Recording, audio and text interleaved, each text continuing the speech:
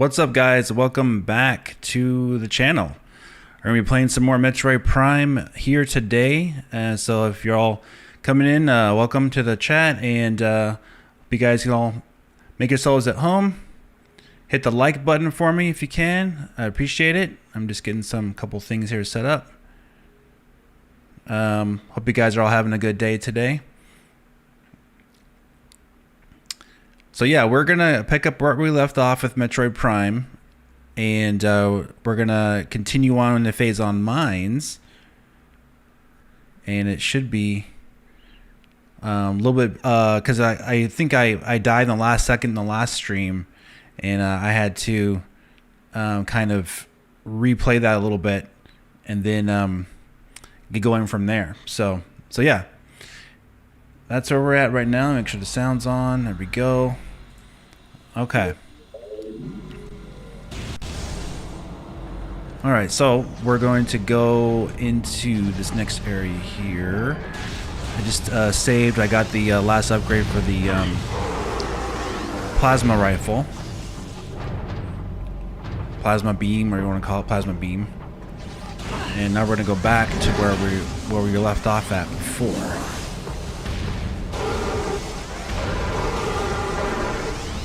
So yeah, busy week in gaming with companies buying other companies and all that fun stuff, you know. So yeah, let me know what you guys think about all that as we go on, and we can talk about it if you want.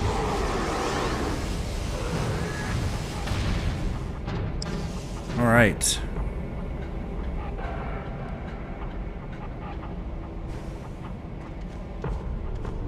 Alright, so we're going to go back up this way and go across, right? So I have all my upgrades still.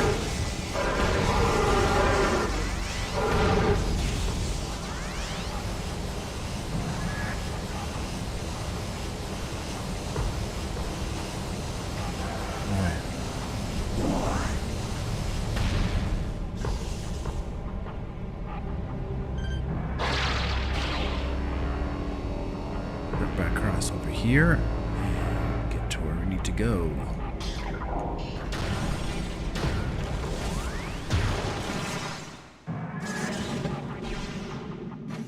Let's go back up.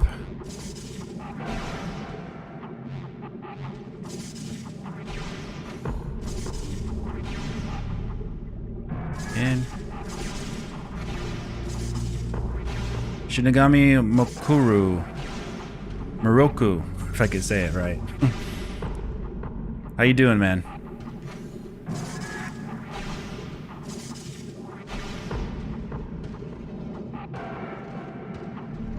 Good afternoon, yeah.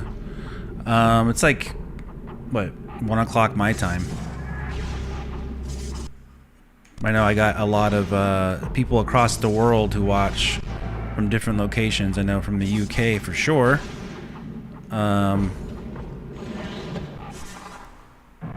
Some people in Poland, I believe, even. Here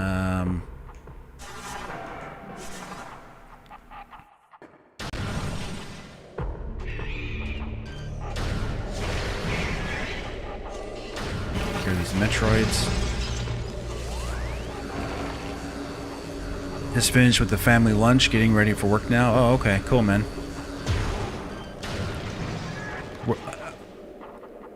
3 p.m. your time. Okay, so you're what's up, Joda? So you must be in central location around there.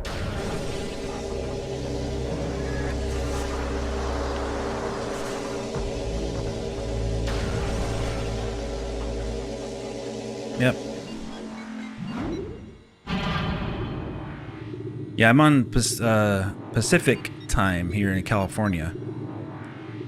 So either we're really late for you or really early for you, depending on where you are in the world.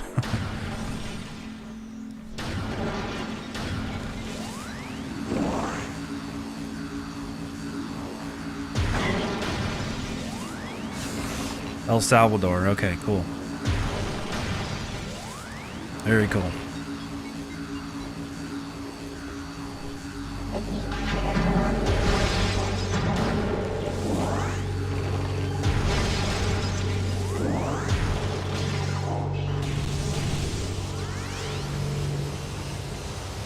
So yeah, it's an ever evolving setup here that I'm doing on my stream. So I make little adjustments every week to make it look even better. So it should look pretty good on your end.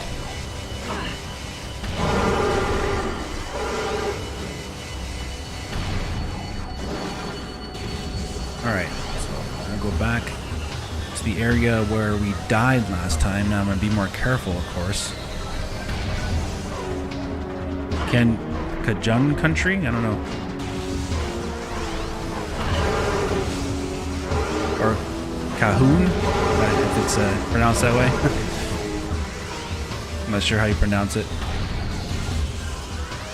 Cahoon.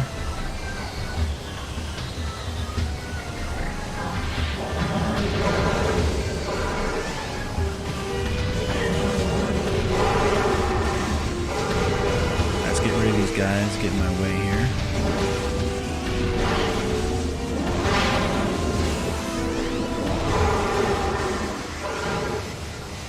Alright, good. Looks like I'm pretty much full health.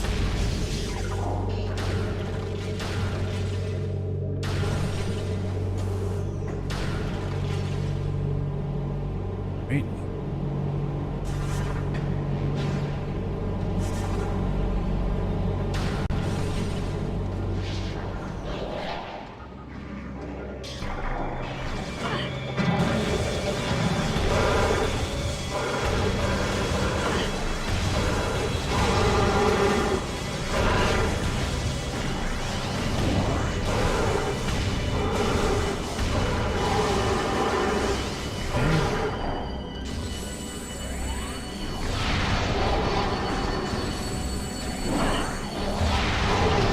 Mess around with those guys. Okay, and we're gonna go continue on back this way.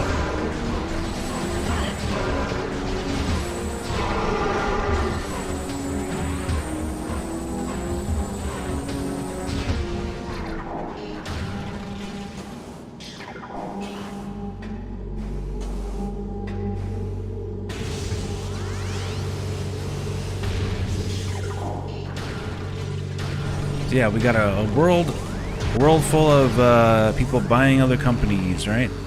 Blizzard getting bought out by Microsoft, Xbox this past week, and now most likely we're gonna have Sony follow suit by buying out. What I think Sony's gonna do is they're gonna buy out Square Enix, and they may even try to go for Capcom as a response tactic. It's not really a great thing for the industry, in my opinion, because of it basically becomes like an auction at that point. Everyone's going for the highest bidder, and they're not fostering like new talent or trying to just make a good product. They're actually just buying out developers and other people who already are established for their own, basically their own greed. So I don't really think it's that great for the gaming industry for it to become about buying out other companies like that. It takes away competition, it takes away good ideas, takes away more of the freedom these developers have to create their own games and their own direction in gaming, even because they're controlled by a bigger corporation. So don't really think it's that great of a thing to just eat up other companies. Any devs are our salvation. Yeah. They could be, right? So it's one of those things where, like, look just to what happened to Rare, right? Rare, they got bought out by Microsoft, and then Microsoft kind of like just had them making certain games, and it got away from that company really quick after they bought them out. Like, getting bought out, the developers need to, like, basically they're in control of the people who bought them. So it becomes less and less about their own choices as developers, and more about guys in suits making choices for them. So, because they want to make a lot of money. It's sadly how things have gone now. And it's going to continue because of this gigantic acquisition, it's going to continue. And Sony is going to probably, like I said, try to buy out Square Enix and maybe somebody like Capcom. And then Nintendo, they're probably going to have to do the same kind of thing. But there's not going to be that much to people to buy for them. So we could be seeing Nintendo buying out companies like Platinum Games and Sega and like Konami, for example. Those are like the three they could buy for not that much money.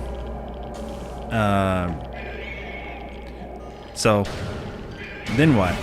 You know, it's just you're making the industry a lot smaller but bigger at the same time, right? It's kind of weird how that works.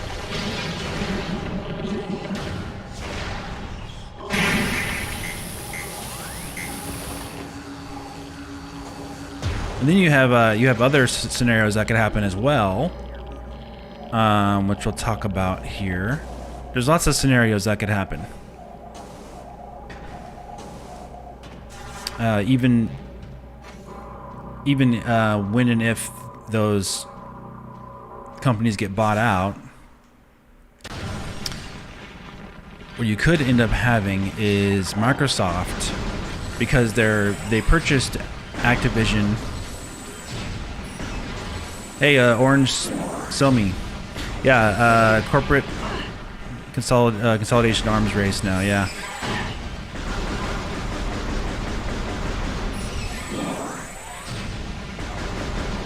Alright, get rid of this thing. Mm-hmm.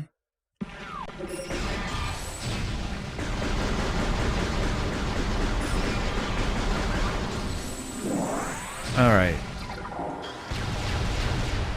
So, because of Xbox stating very clearly, multiple times now, that they are not actually interested in console hardware sales numbers and like driving console hardware sales, but they are extremely interested in Game Pass and subscription services and offering software choices at a monthly price. They're extremely interested in that, but they're not very as interested or invested, from their own words, into console sales. So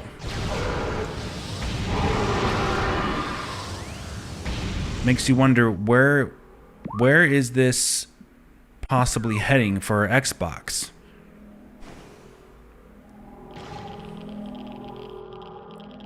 They're just rooting the industry, buying everything up, coming up with online subscription, etc. Yeah. Well, I think there's a good chance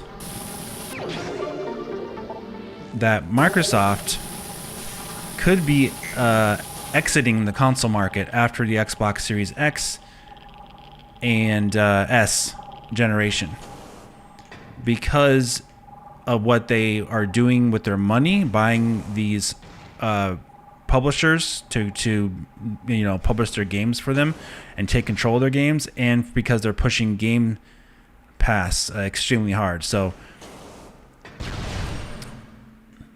just speculation, of course, but like Game Pass and making consoles R&D like that for the Xbox Series X and Series S is multi-billion-dollar R&D to make those consoles. And if they're putting their services on everything, if they want to have their services and everything, the best way for them to get their service onto PlayStation and onto Nintendo is for them to exit the console market and to just provide their services and Game Pass and games to everyone. Since PlayStation and Nintendo don't want to bite and get Game Pass on their consoles, because they view Xbox as a competitor, because Xbox has consoles as well, they may in fact Xbox may in fact make a lot more money by actually just selling all their games for all consoles, PC, and their services with Game Pass for everyone. They could be making more money than actually just selling their hardware and trying to push people to buy their hardware, because obviously they're not going to win the hardware race. It's already been pretty much established. They're not going to win versus PlayStation and Nintendo selling hardware. With online subscriptions, there's no owning anything anymore. Everything is rented, and it makes it easier for the corporation to run public policy. Yeah, for sure. I agree. So we're just talking here. We're just speculating. We don't know what they're going to do, but every indication seems to indicate that Microsoft has no interest in like pushing their hardware sales. They don't talk about it. You know, they only talk about Game Pass. You know, making our games on this service. You know, xCloud and Game Pass, all those things. So it's very interesting. See which way they're going to head.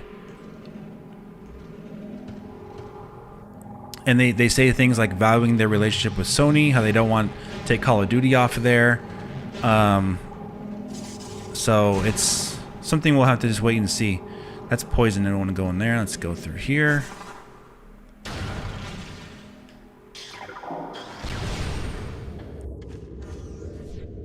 Alright, so this is where I died last time. But this time I got way more health.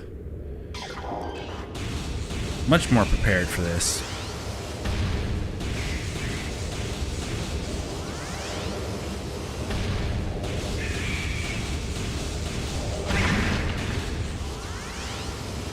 And the thing is, too, if for some reason Microsoft's Game Pass doesn't work out for them in the long term, if they do exit the console market, because Activision Blizzard, people may not realize this, they're making over $10 billion in revenue per year just from selling their games on all consoles.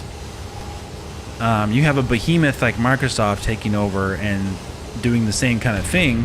Even if their subscription service doesn't work, they're still making billions upon billions of revenue per year just from selling games on all consoles. If you take away their R&D sales, R&D manufacturing costs for making consoles, that's a positive like a couple $1 billion more in their bank account just from not making a console. So even though yes, it's technically you know, I don't like where the industry is going by basically like cutting out everyone's competition and just eating up all these developers. It may not end up being that bad in the long run if it's more about what Microsoft is really trying to do is become a Netflix of gaming, literally a Netflix, where it's basically an app on your PlayStation, an app on your next-gen Nintendo Switch, an app on your PC, an app on your Steam Deck that you can access Xbox games and Xbox Live or whatever, or even Xbox Game Pass, right, through that. It seems like that's what Xbox would like to do.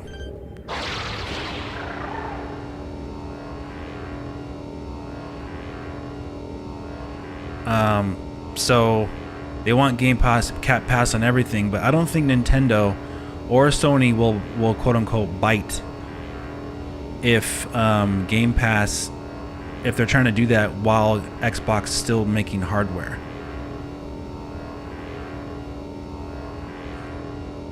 So we'll have to wait and see, like I said.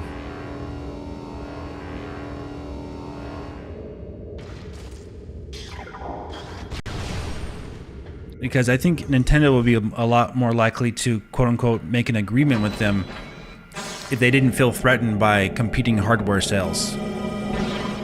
Just like with Netflix had a deal with Nintendo with the Wii. It's just an app, you know, selling subscription content on their console. Plus, if they are making games like Call of Duty through Activision, multi-platform, it will give people the option to either subscribe to Microsoft's Game Pass to get those games, or to simply buy them from the respective stores that they're being sold on by Microsoft. Like they already are selling games on Steam, for example.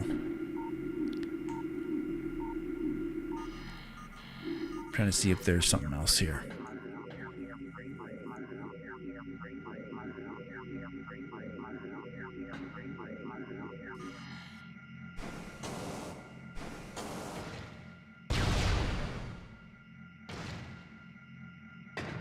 So yeah, it's an interesting time.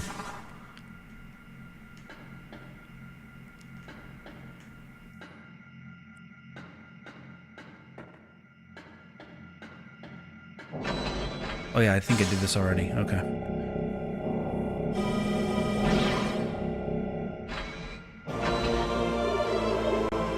Yeah, I'm fully stocked. Let's go. Let's go. It's not actually a save point.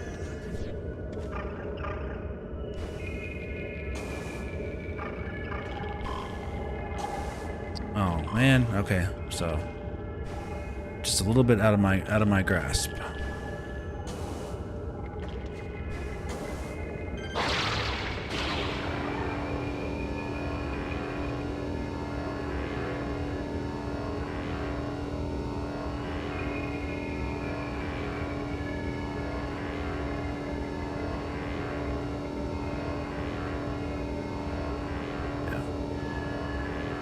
Let's go back.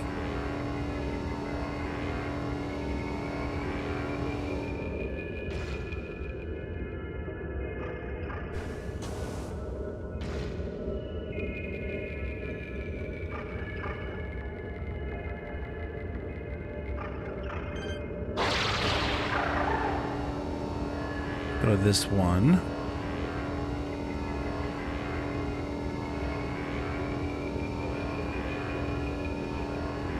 It'll let me.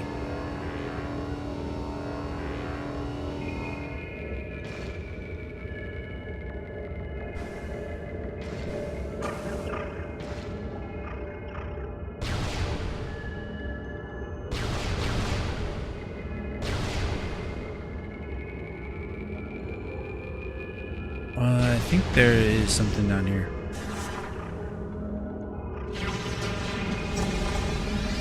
Yeah.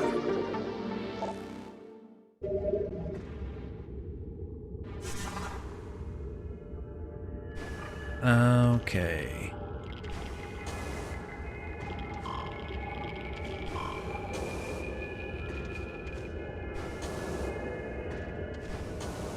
Nintendo's probably one of the only exceptions, but even then it's not that high.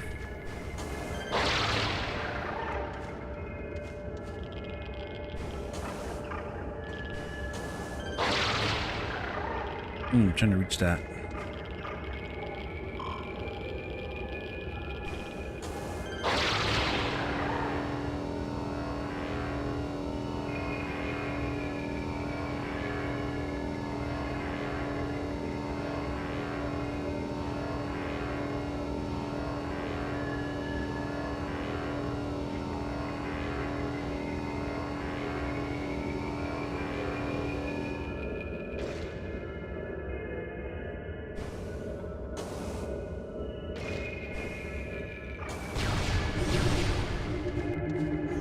All right. I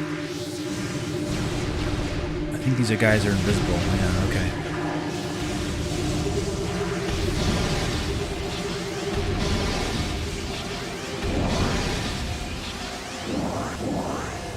We'll have to wait and see, right?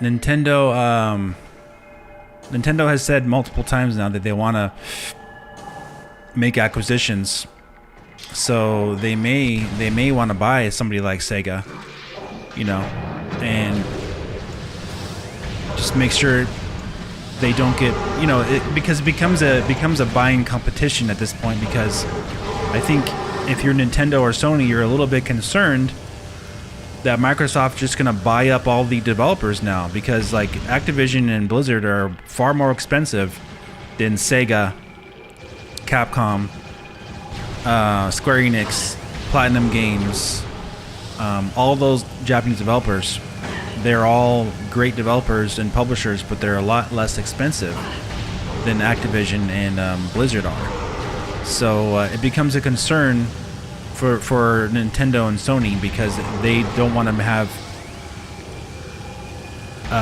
Microsoft get a monopoly, even though that, like, you know, basically that would be illegal when you think about it, a monopoly by them. There's legal, even for this Blizzard Activision deal with them, people are calling it a possible monopoly as well. That could lead to them having a monopoly, which is illegal. So, you know, we'll have to wait and see.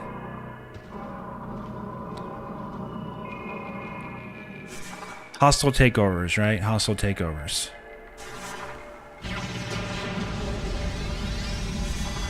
Alright, there's something here.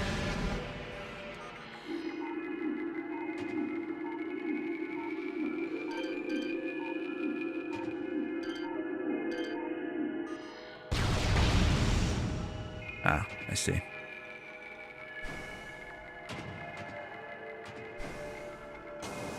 I should just make that jump, no problem.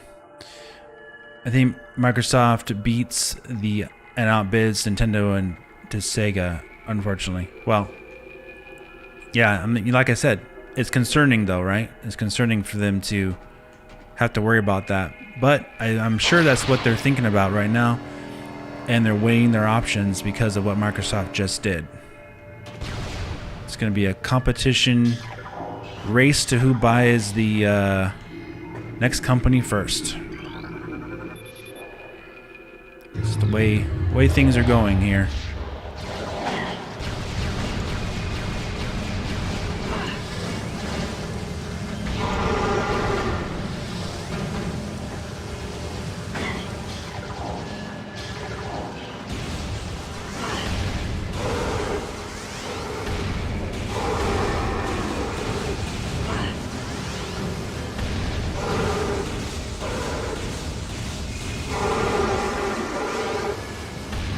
That's true, but if Microsoft tries to buy up everyone, they'll probably break like Disney is. Yeah. Yeah, I don't think it's gonna happen, but like go that far. But what I do think it's gonna lead to is simply just Nintendo and Sony buying more companies themselves because they feel like they need to, just in case. Like especially with companies they worked well with in the past. Like, everyone's used to seeing Sonic games on Nintendo platforms, so they, you know, buying Sega, House of the Dead series, Sonic, they got Virtual Fighter, buying out Platinum Games would be like a no-brainer also. Bayonetta, they make the Bayonetta series, they've helped with Star Fox Zero, they've helped with other games on Nintendo development, Astral Chain, so, yeah. Like, buying those companies actually makes sense. Buying Konami would be great as well. Not because Konami has any developers they want, but for the IP, right? Castlevania, Contra, Metal Gear, you know, that kind of stuff. Silent Hill. Nintendo, if they bought Konami, they would then own those IPs. Lots of things to think about. All right. Let's go in here, and we're going to be doing this. Boss coming up here.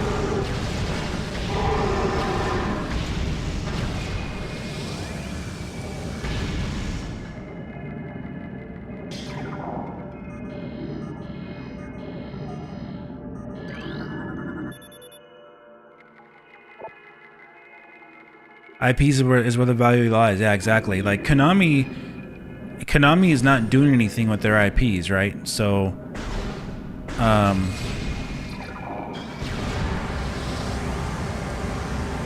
they would probably be a pretty smart idea for Nintendo to pick them up because Konami is not really doing anything. They're not helping the gaming industry really with their lack of production and their output. They have no real games coming out. So.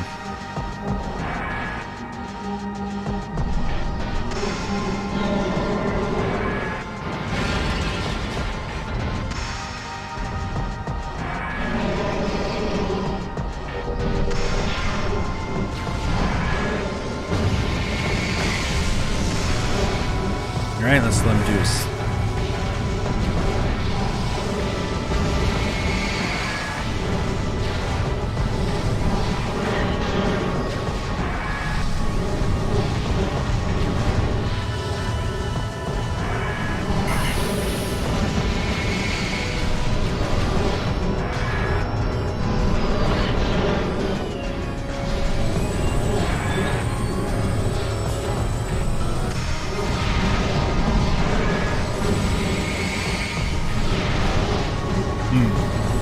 Wait for him to stop charging his hand thing.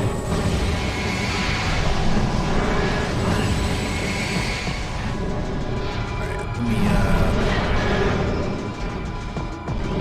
do the scan on him.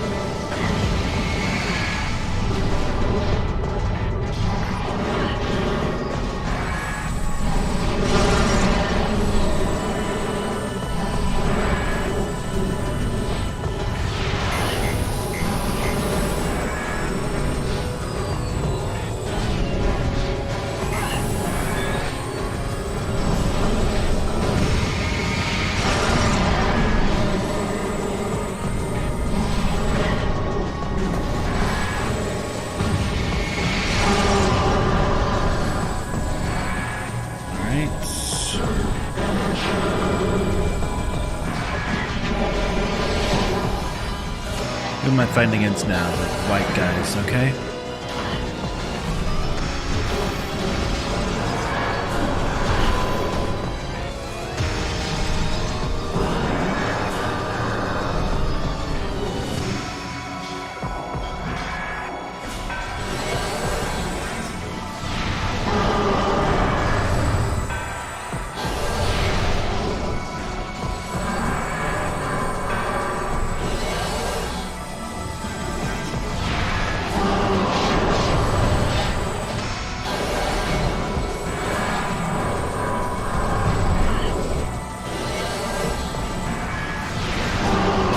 Alright, he's dead.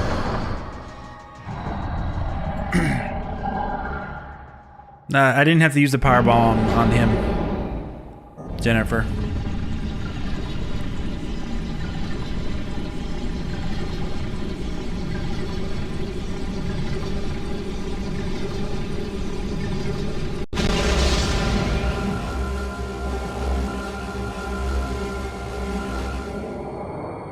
This is where Samus becomes infected with Phazon. Yeah, if you use it, once you get the suit broken up for the guy and he gets into his X-ray vision, you can use a few of those super missiles, and then he's dead pretty quick. I just had to get him to that point. Oh, I can walk through that now, huh? Yeah. Nice.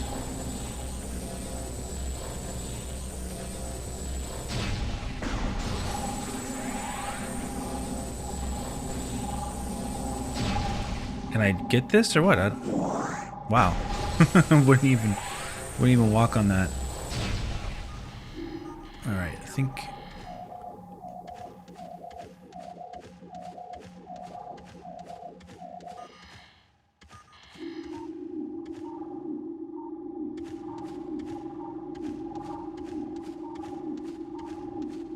Here.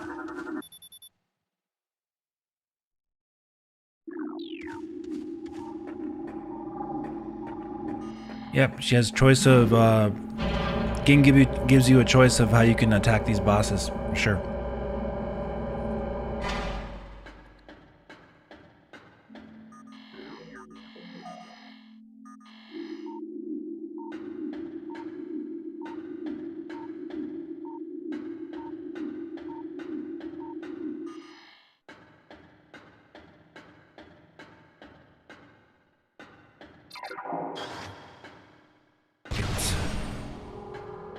Let's get this.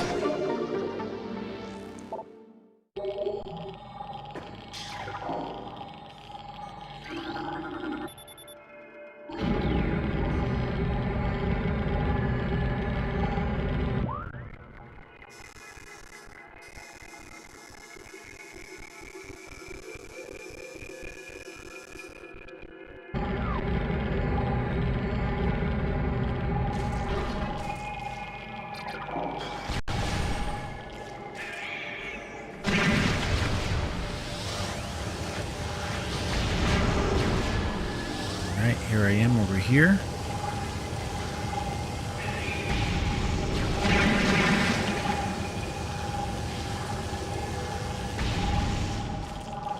Actually, I'm going to go back though, because I do believe there's an upgrade over here that I couldn't get before due to not having the Phazon suit. So I'm going to go back over here into the dangerous waters.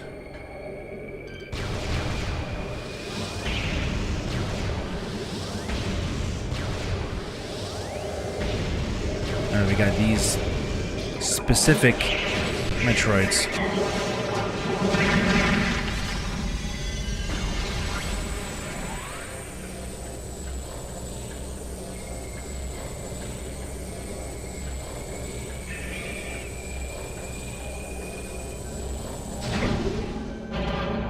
Still gonna, okay. I'm trying to cheat my way down there.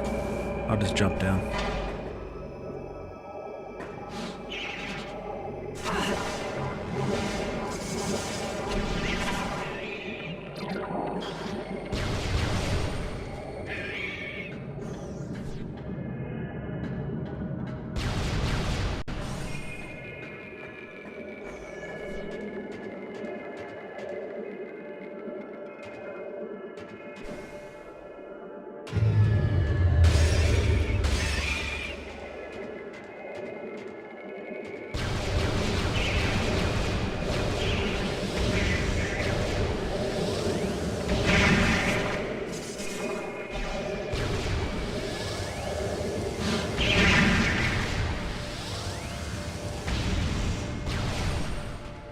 Okay, let's save here just in case. It's one thing I didn't do last time was save, and I went way too long. Then I got sidetracked and lost track of where my health was and died for no reason.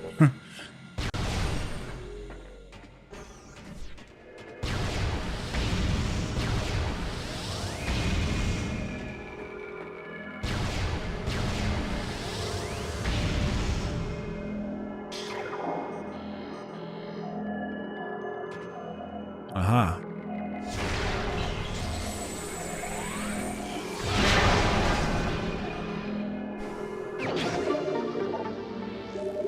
Let's get that.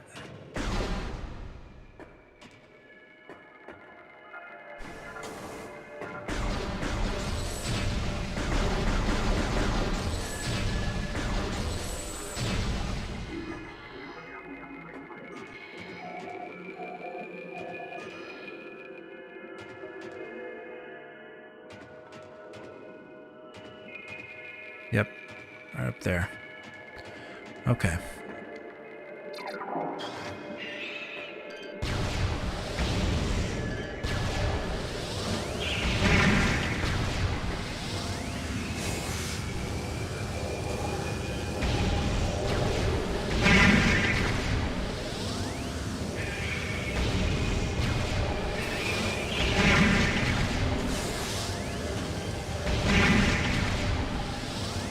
Go.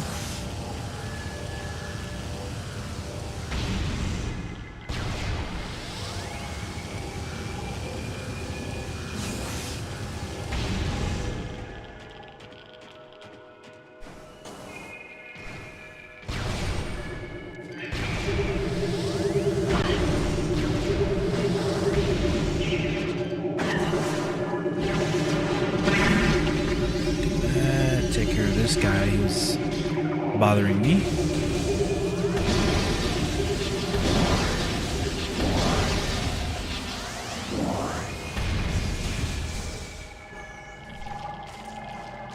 So nice. You can walk in this stuff now.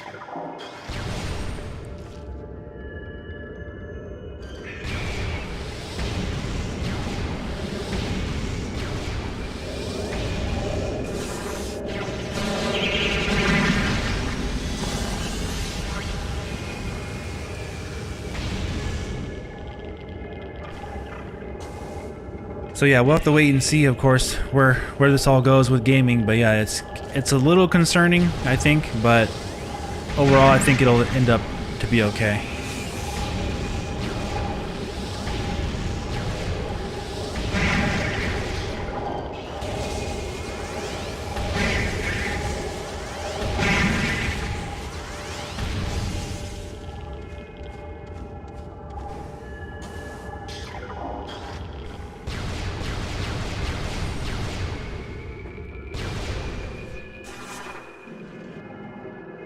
Yeah, there's one down here.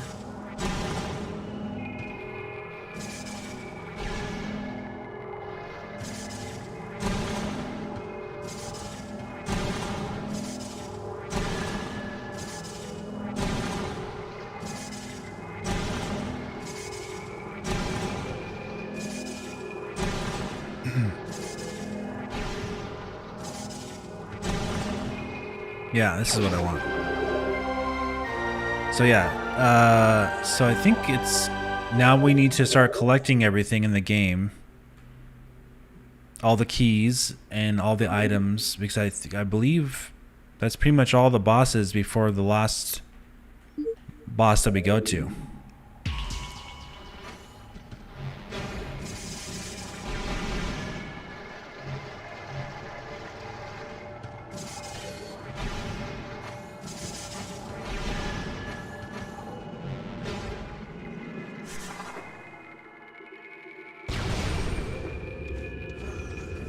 So it's time for some exploration.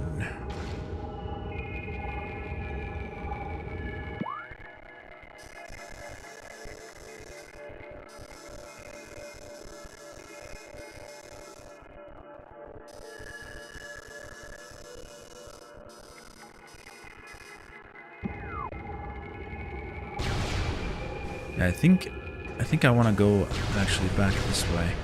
See.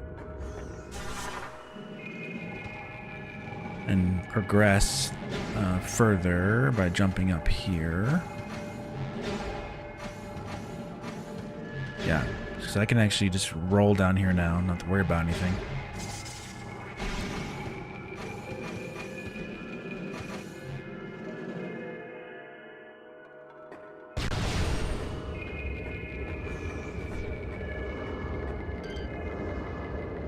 Bunch of buddies over here.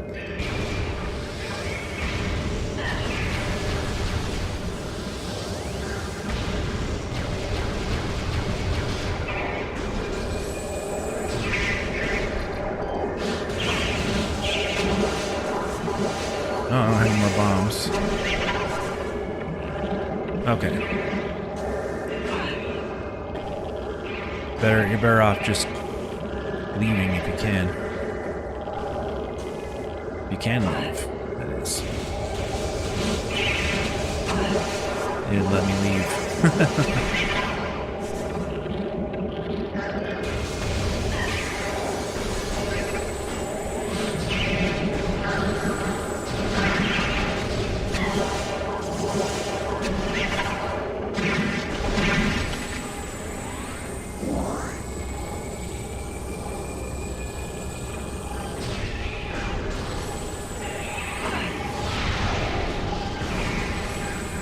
Oh, he disrupts your lock on.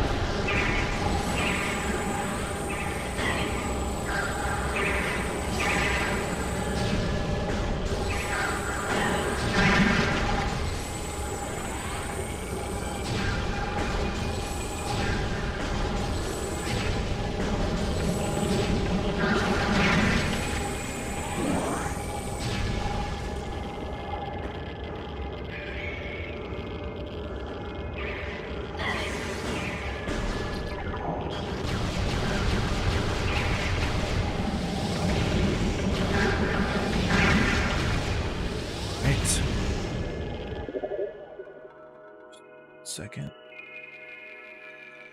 Okay.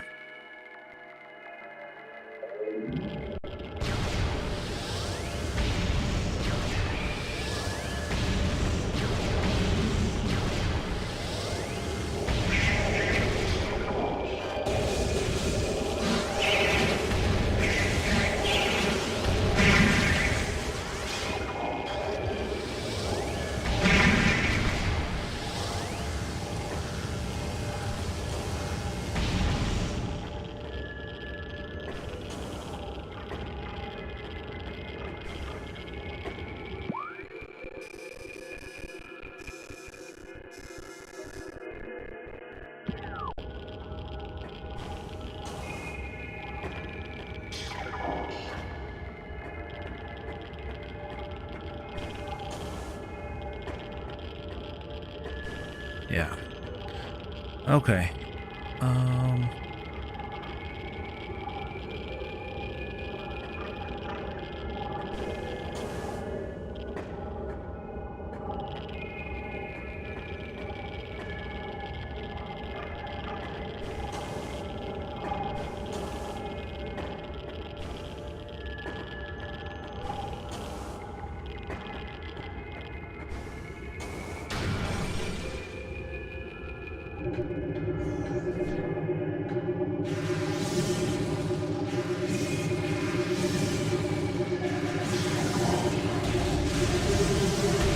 Take care of these guys.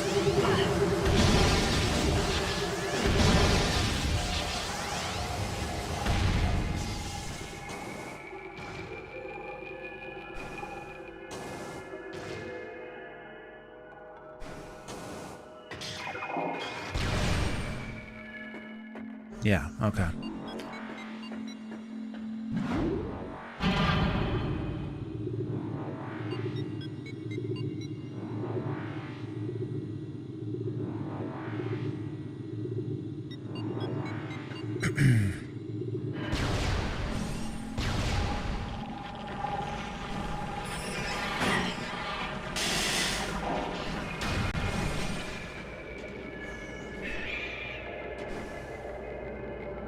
Hey.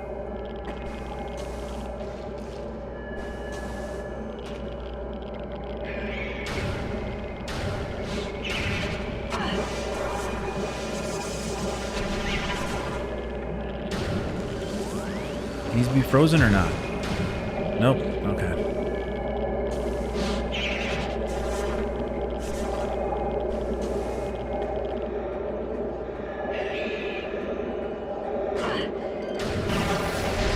Those can.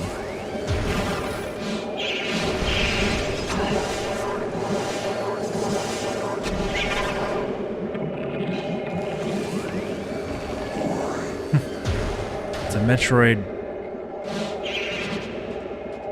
party over here.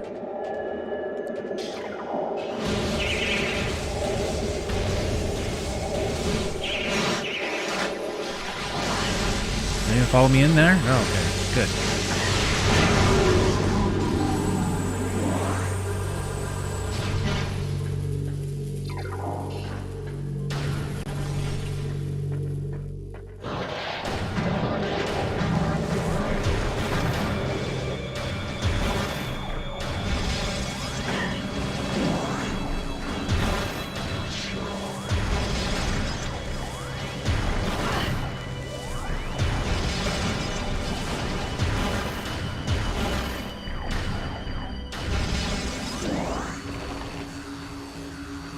Alright, now that we're out of there, let's go save over here and power that back up, and then we can go out of here.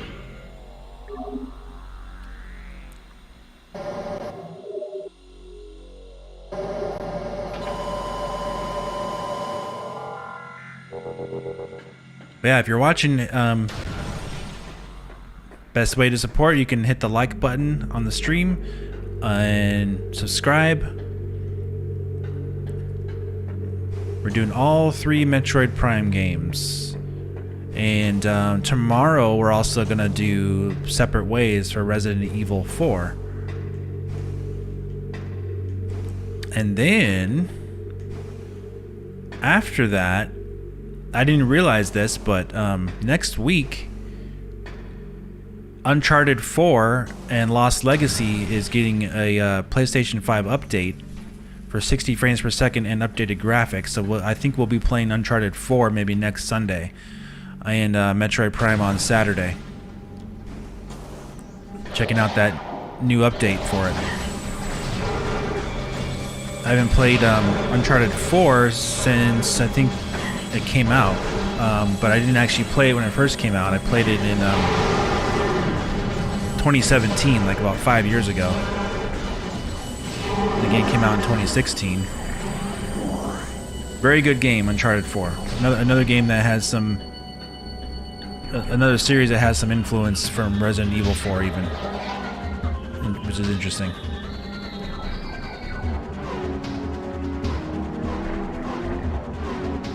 Let's see, can we make this guy come out?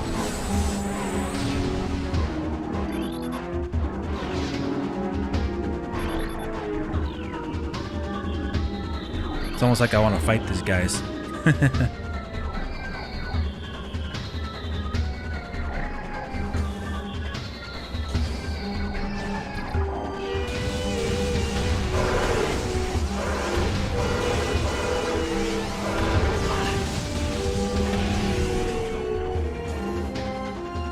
Get back up here.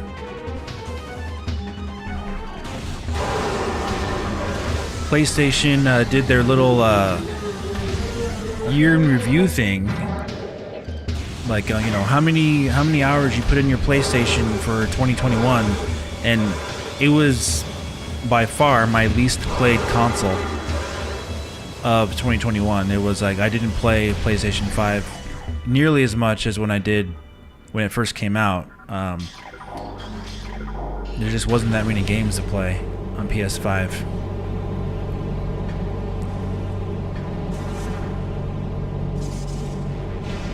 Last year, I played Ratchet & Clank Rift Apart, and I played the Ghost of Tsushima Director's Cut DLC, and I also played Returnal. That's right. That was it.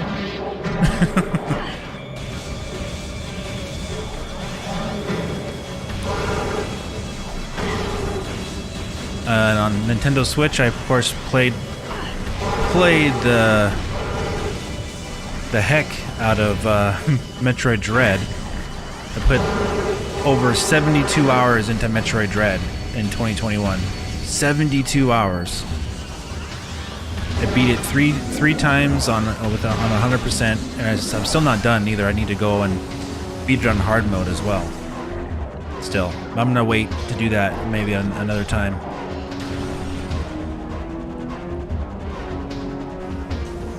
Don't want to completely, you know, end everything with Metroid Dread at this point. The game just came out like what?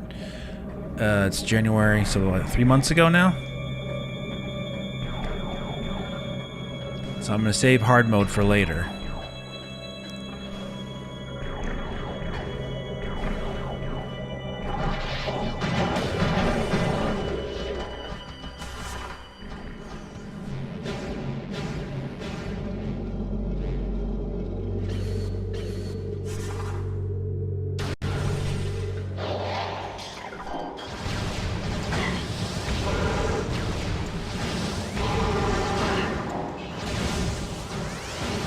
Let's use this on him. There we go.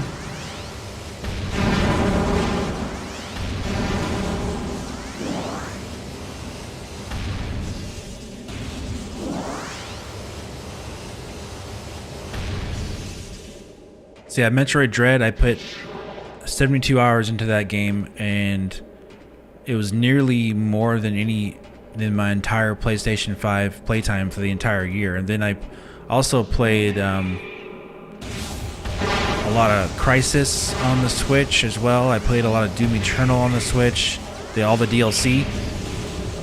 We did a full playthrough of both of the DLCs on the Switch here on the main channel, but it's in the live playlists on this channel as well. If you want to check those out, that was really fun. So yeah, overall I played this Steam, like on PC, was my most played platform of 2021, but honestly, like, it usually is the most played platform because I have like a huge, gigantic catalog of games on Steam, and there's so many things to play on Steam like all the time. It's just how it is. So yeah, like, so Steam was number 1, Nintendo Switch number 2, and PlayStation number 3. I guess you can count Xbox as part of Steam because I played a lot of Halo Infinite as well. Like 45 hours of Halo Infinite on Steam.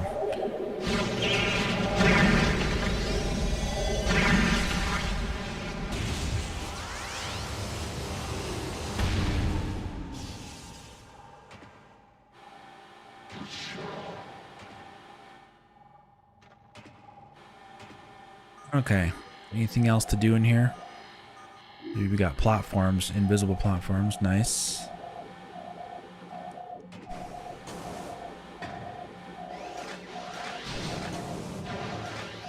Whoops, shoot.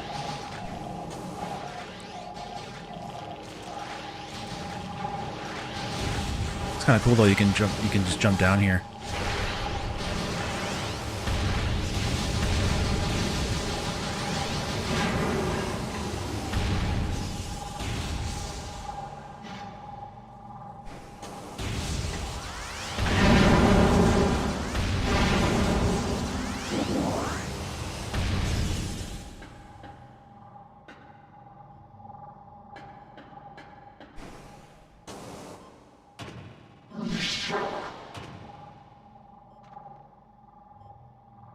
Okay, who's left?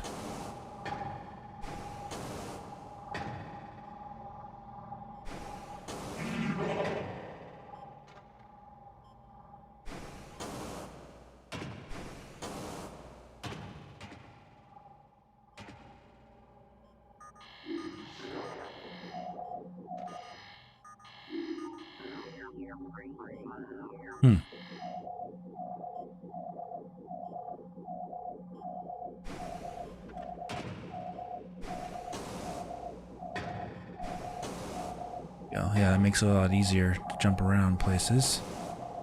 Yeah.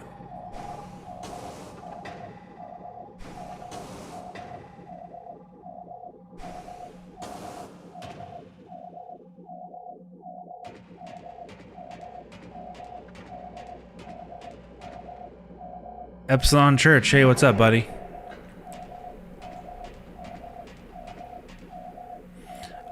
Yeah, we beat the boss, the Phazon Mines boss, and we're just gonna be collecting keys and upgrades as we go.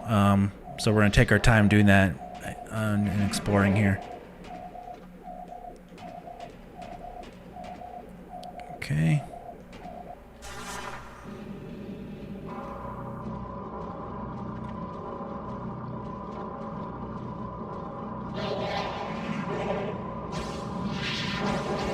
Oh, that's not nice. Trying to shoot me down from here.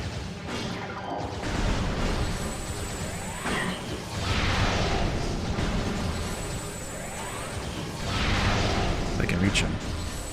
Alright.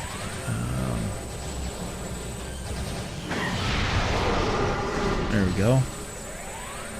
All good, just deep cleaning my room as I watch you play. Cool, man. Dirty room, huh?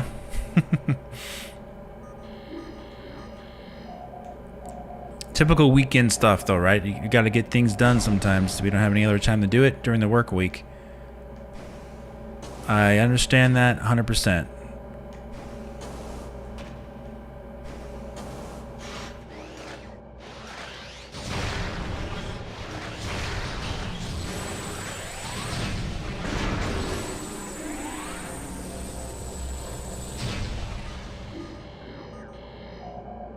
Okay, so let's come up here, even farther up as far as we can go. Then we'll go probably back to the Magmore Caverns. I think this is where it takes us.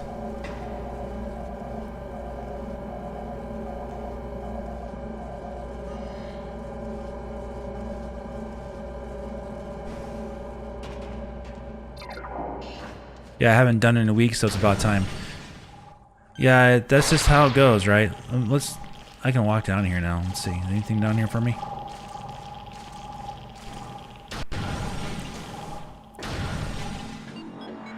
Nice.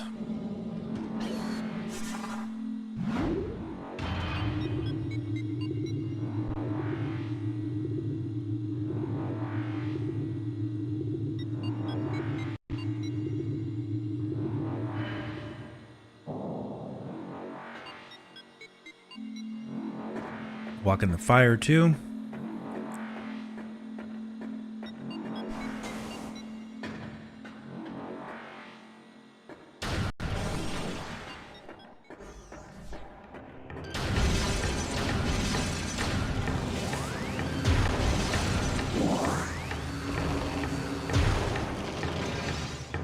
Alright, I should be able to get every single bit of upgrades here now on this level.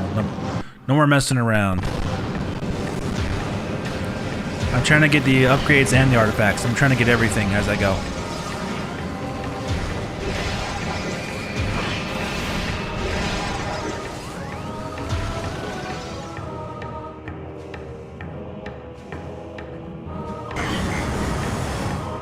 Yeah, I still can get hurt by that stuff.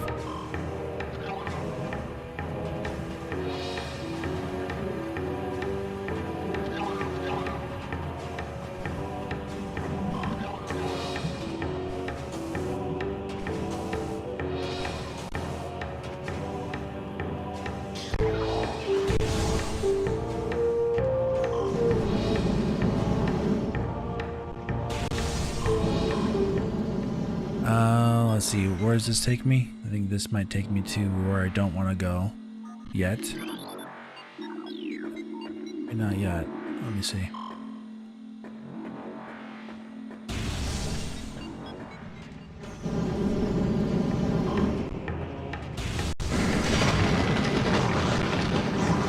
These guys. I think these guys are the fastest to respawn, like in all the, like the entire game.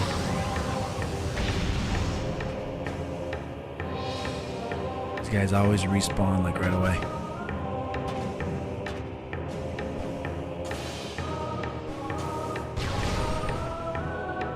Yeah. Yep. All right.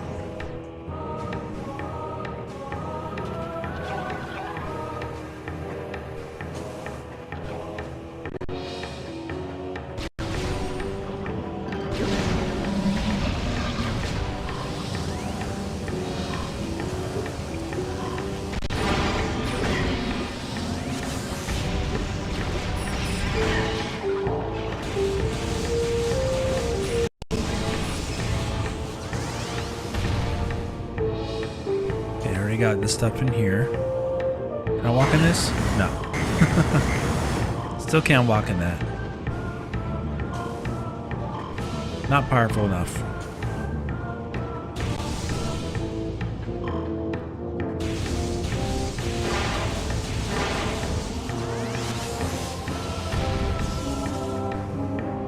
There's a particular room I want to get to because there's a power bomb in there, power bomb upgrade.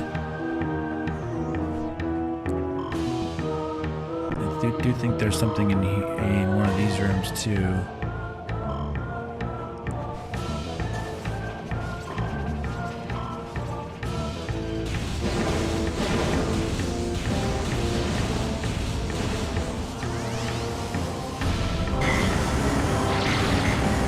Oh, come on.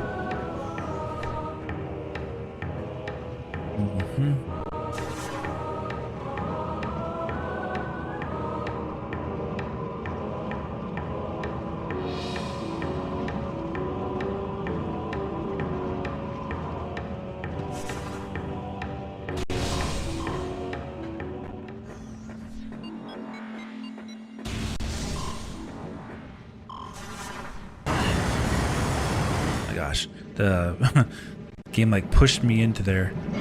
All right, let's go over here.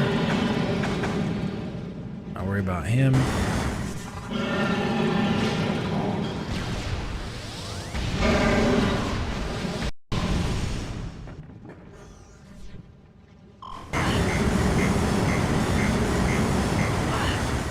My goodness.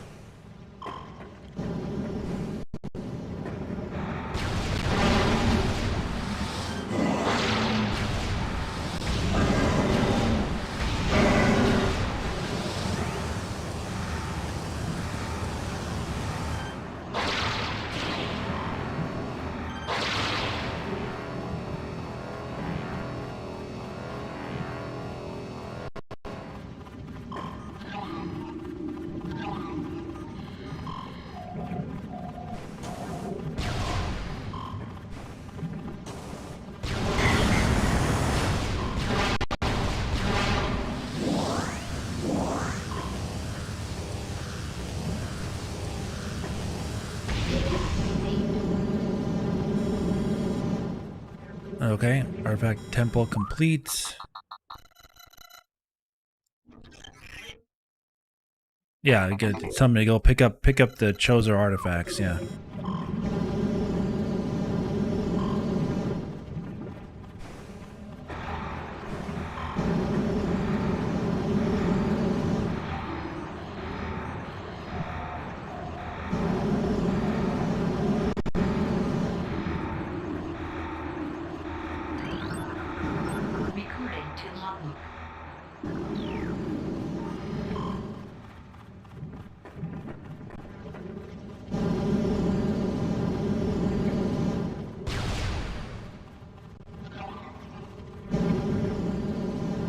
I think I'm hearing an upgrades here somewhere. Yeah.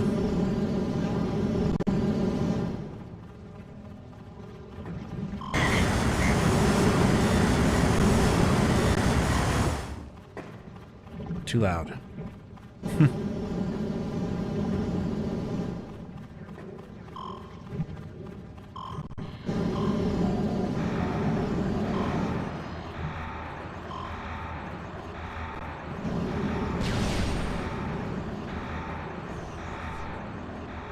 Okay, I know there's one here.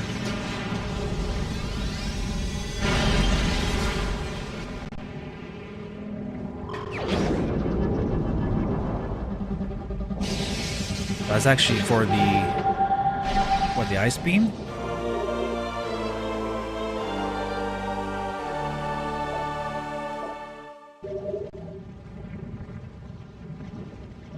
I think I got all the upgrades then for the beams.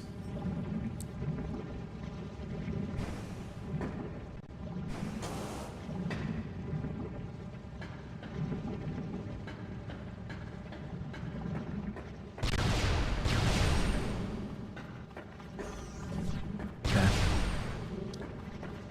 Anything else?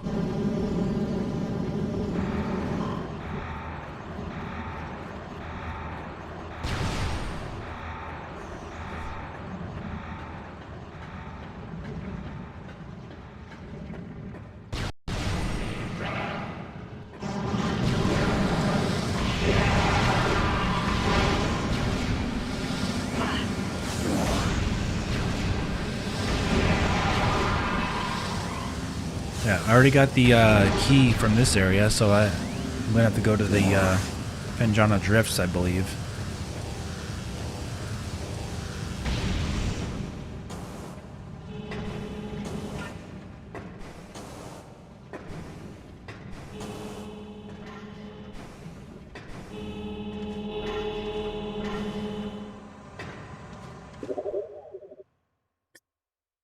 Okay, so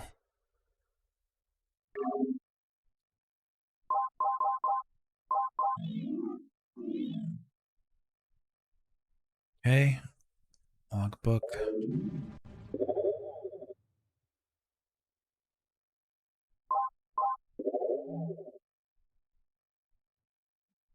One, two, three. How many keys do I have left to go? 62%.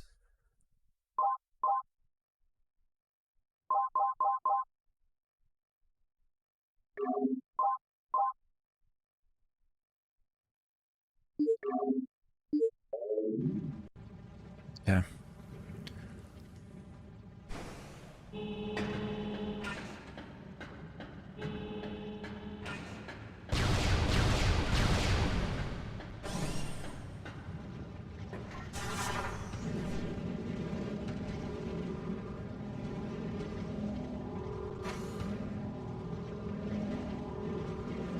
Alright, so there's something in here. I can hear it.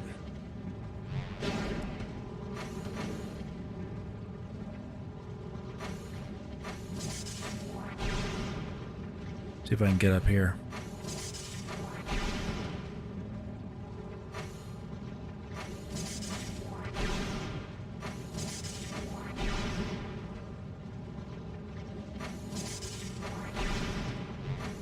Hmm.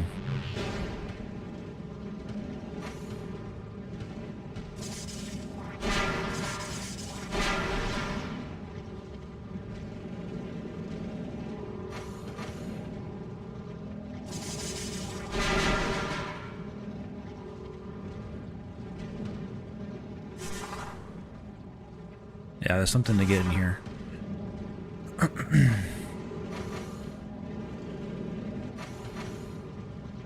Need to do a bomb jump.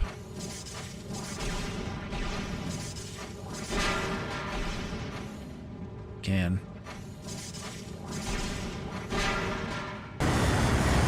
Ooh.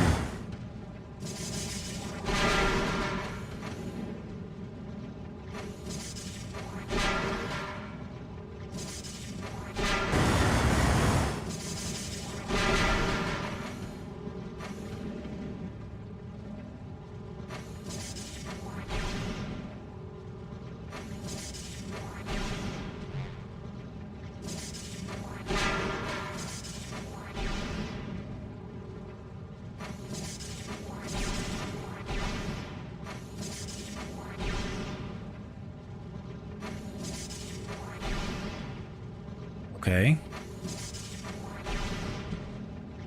That was close. Let's see here. Come on.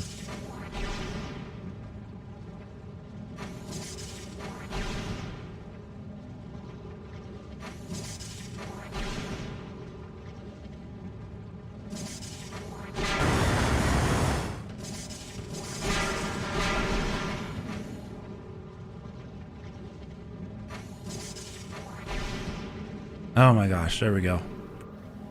That wants me to do it again.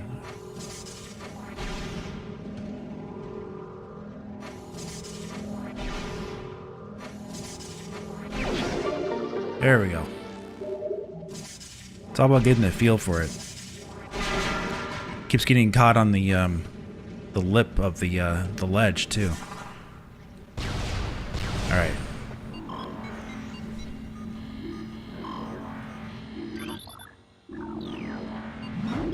All right, let's go down. Hellspawn, hey, what's up, buddy?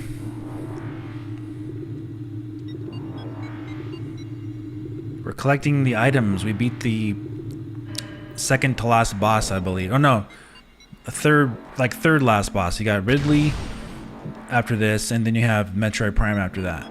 But we got to get the keys first.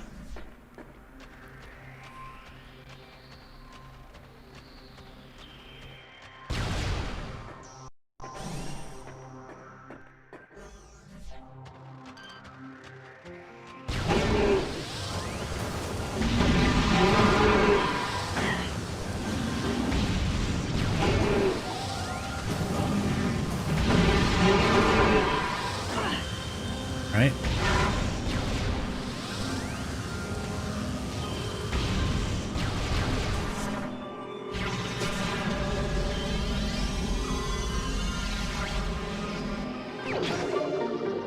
Finally able to get that guy. Nice.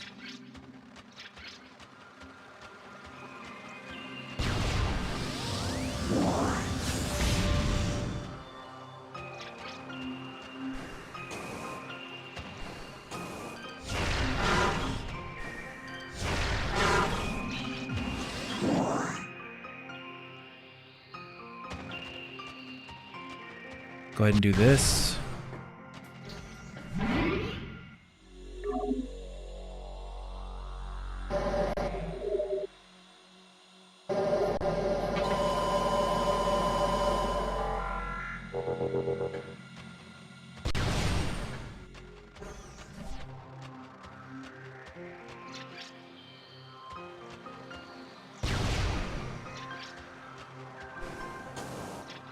Alright, so I can get this now up there, I believe. I don't think I did that before.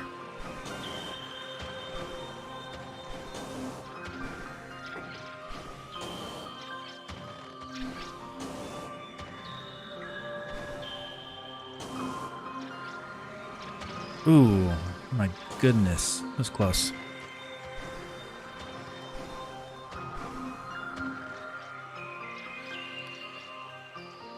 Looks great, to be honest. My PC's junk. Oh, I'm sorry, man. What kind of PC do you have again? I forgot.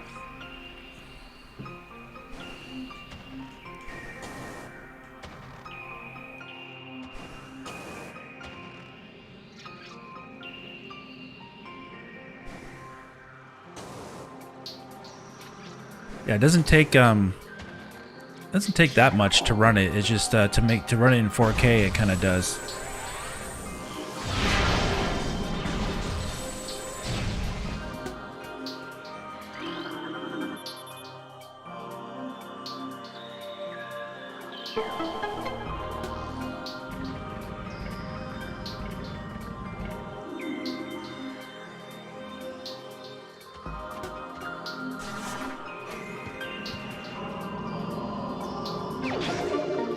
Nice.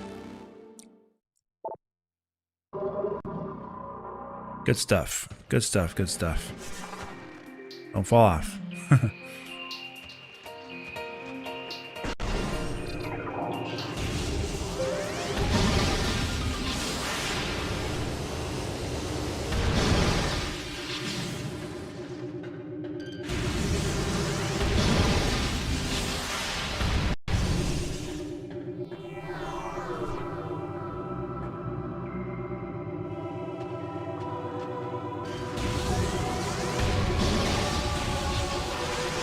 Yeah, it's very old and junk. AMD FX 8350. Oh, wow.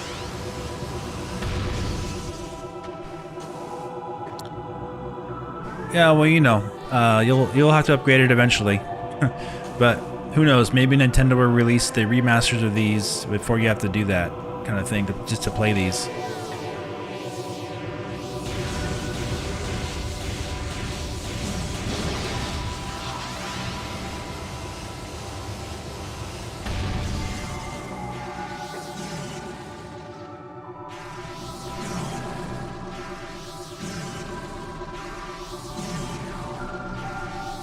Oh, there you are.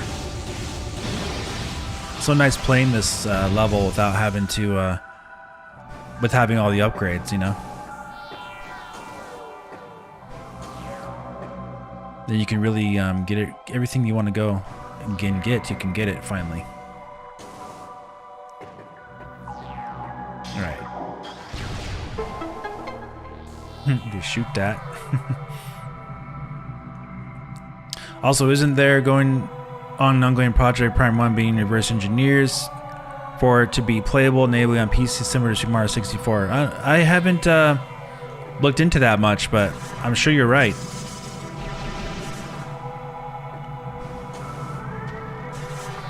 I'm sure they are.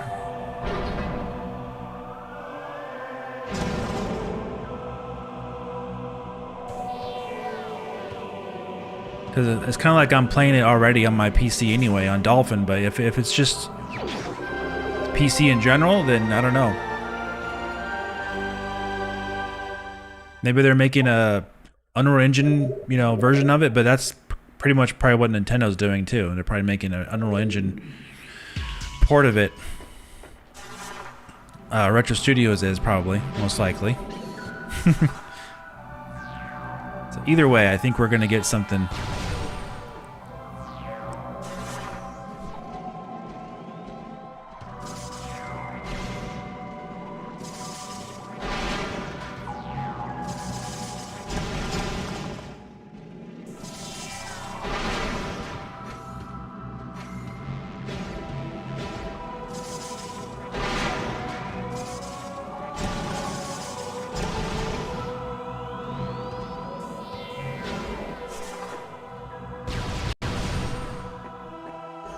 Alright, so I've already been in here. I'm just checking to make sure I got everything. Looks nice though. You can see all the transparency of the ice underneath it. That's all from the original game too. Like, so yeah, they did a lot of work on this game just to make it have depth and detail, and just really well made game.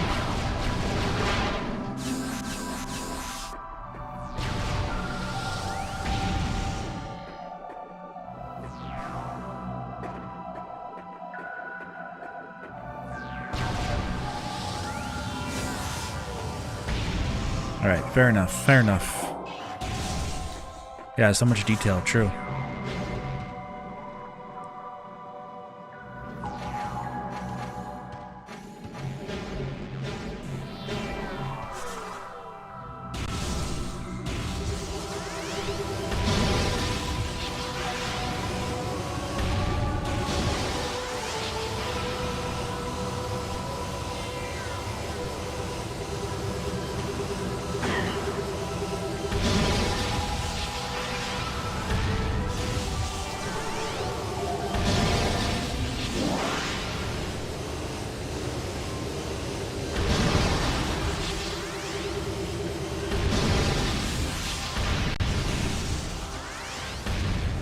Nice.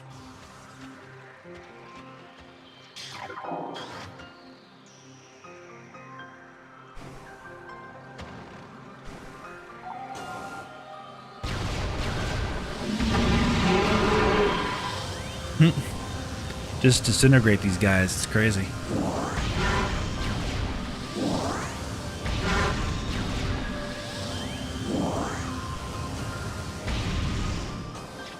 Alright, let's go over here now.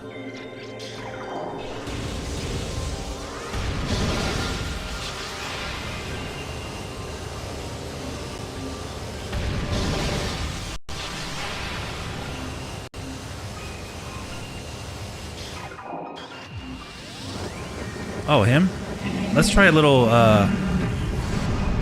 fire. Whoa. That killed him right away. You see that? I didn't even. I haven't even tried that before. But yeah, using the fire missile, the super like flame thing this thing has, is really amazingly powerful. Wow. That guy was dead like instantly. That was pretty cool.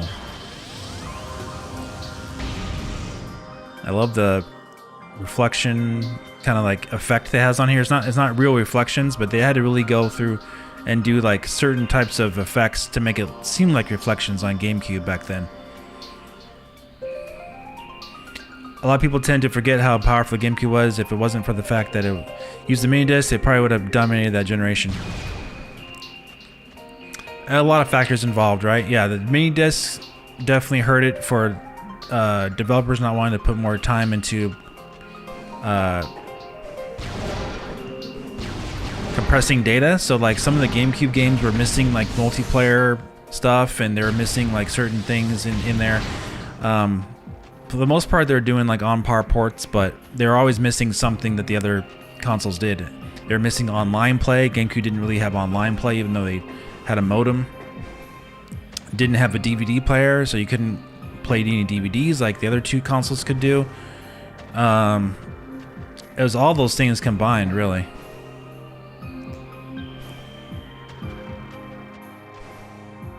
It's just like a little bit of a perfect storm to make it just not sell quite as well as it could have. But it wasn't because it was a competitive console. It had nothing to do with its power. That had no reason. That was not the reason why it didn't sell as well. It was solely because functionality was not as good as the other consoles. Lacked storage, lacked online play, all that stuff. Oh yeah, just Google Metaforce Metroid, and they are indeed on the process of versioning the game using the same engine of the game itself. Oh, cool. Wow. Do you know Epsilon when they're going to be done with that project, or do they have a time frame, or are they doing like, is it like a Patreon crowdfunded thing or something? I'm curious. I haven't actually had time to look at that. There's a upgrade in here I have to get. I'm gonna find it.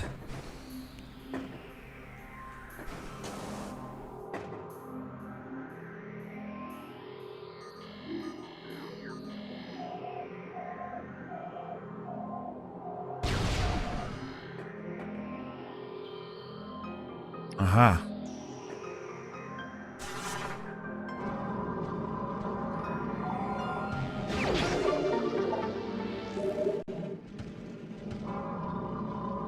Cleverly hid.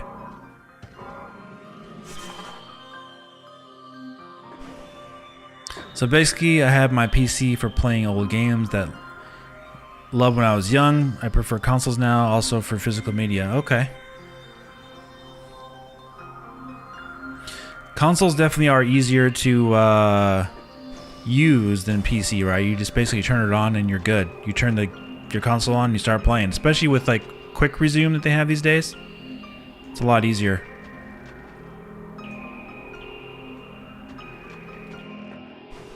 A lot easier to do. Okay. Another upgrade in here. I can hear it.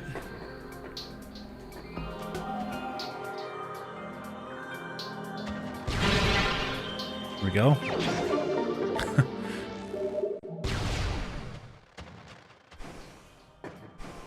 We're getting there. We're getting there. The most missiles you can get in the game is 250, so we are definitely getting there.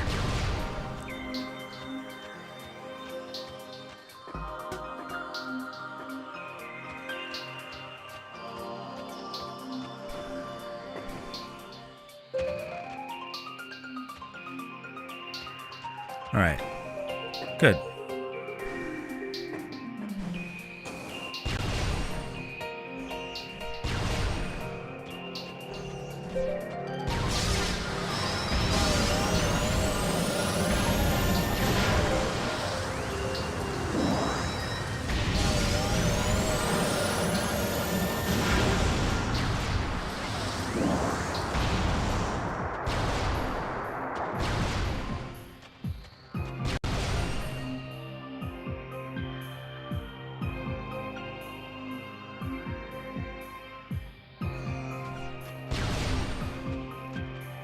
Okay, here I am. Up here now. Let's go over here. All right.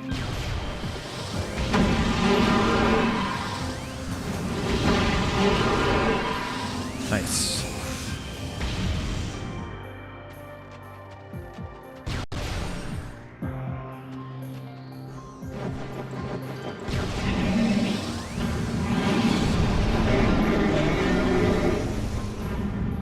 That is so funny. That is so funny. I love doing that. They don't say on their site, but it has been worked on for a few years now. They do have a Discord server, though I've yet to join there. Okay. Yeah, usually, yeah. Be careful. Be careful with those fan things where they do crowdfunding. They got to show you their product. Make sure they show you the product that they're working on. Make sure there's some kind of demo available that is even playable.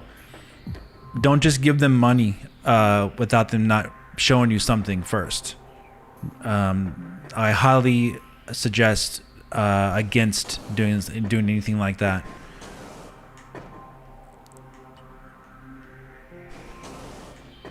Like what I'm playing here is 100% free, as far as like the mods are concerned. Like you definitely buy the game. I own the games multiple times over, but as far as the actual project is concerned, this is all free. You should not be paying to run ReShade or Dolphin or HD textures. If anyone's charging you to run these things, they're probably like breaking some kind of law there, because you shouldn't be charging things like that to run on Nintendo's IP. So just be careful. Cool, man. Thanks, Shinigami. Yeah, thanks for lurking, buddy. You can download the alpha build, but you have to own the GameCube Wii ISO for it to work. Oh, cool. Imagine hunters with these graphics. Yeah, man. I totally agree. Okay, there's a power-up over here.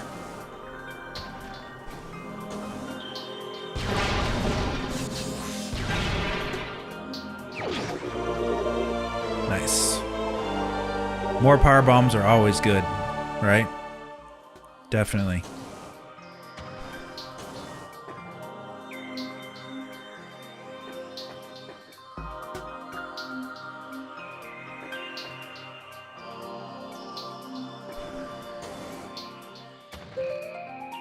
Yeah, this game looks absolutely gorgeous with this mod on.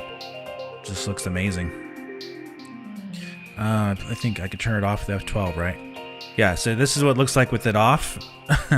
I mean, you know, it's all about the art style in this game, right? So it just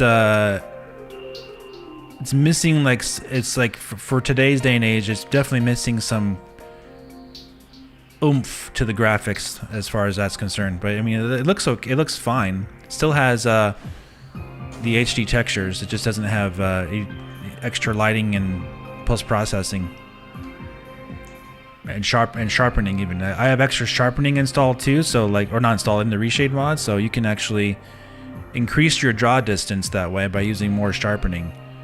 So turn it off, it's a lot harder to see the details in the background, like way back there. It's kind of like, it looks very blurry. Even though I'm running it at 4K, it still looks blurry because the game just doesn't have sharpening natively.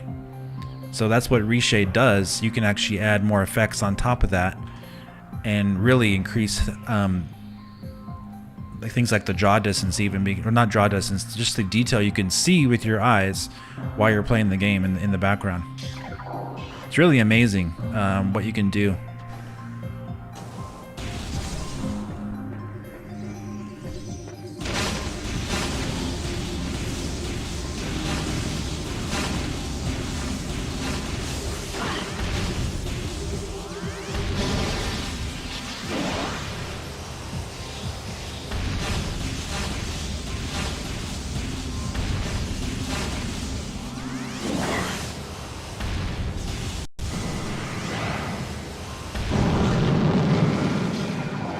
Right.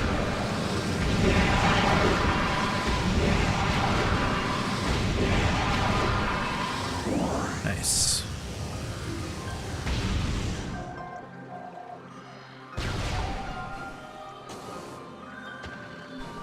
I can do this.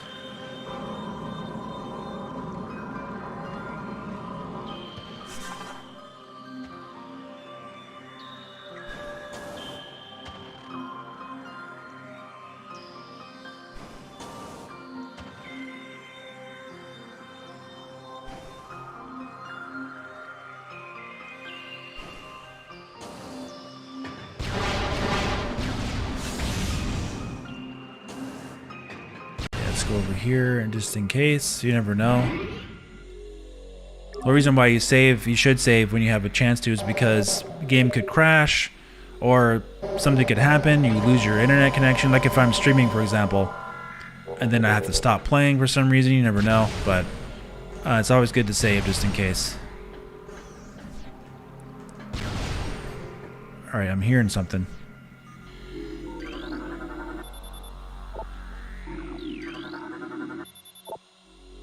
I don't remember ever beating Hunters, as that game gave me cramps every time I used the stylus to turn. Yeah. I can only play that game with the stylus for a short period of time, and it did give my hands cramps, actually. You're totally right. 100%.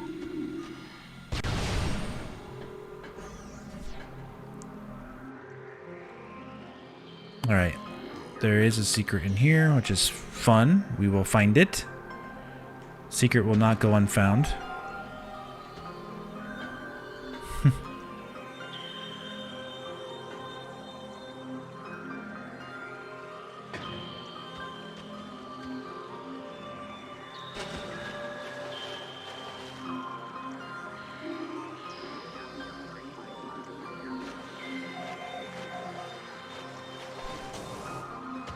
It's in here somewhere. I think it's in there, actually. I don't recall going in there before. Playing a new 3DS with analog, it makes it a lot easier. Yeah, that is a very good point. Them adding a analog stick like that was a really good idea.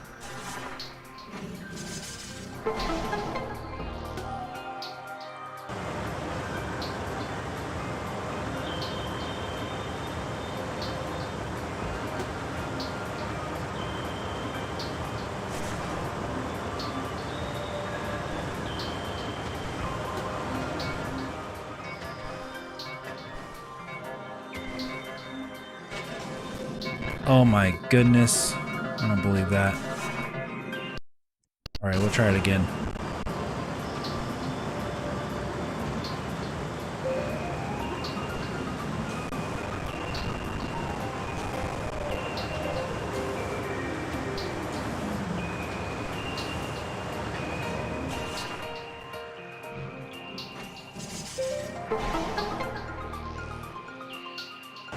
Skip this? No, I can't skip it.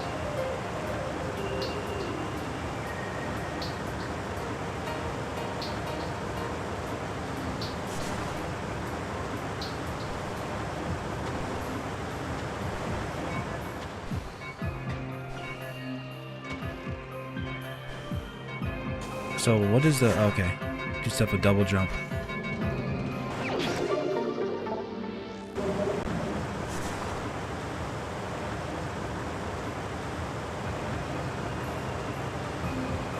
Very cool.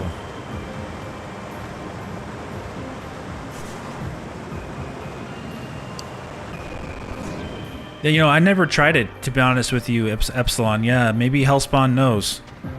I don't know if it is compatible or not, but it sounds like a great way to play it with just the analog stick of the 3DS.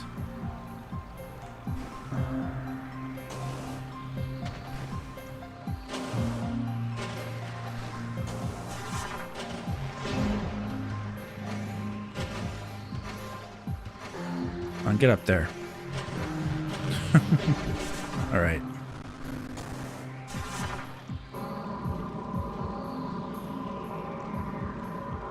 Of course it is. Okay. Well, I mean, that's like because this analog stick didn't exist on the DS, so it wouldn't necessarily be automatic that you could play it with the analog stick. So I'm just saying. All right, let's go back in here.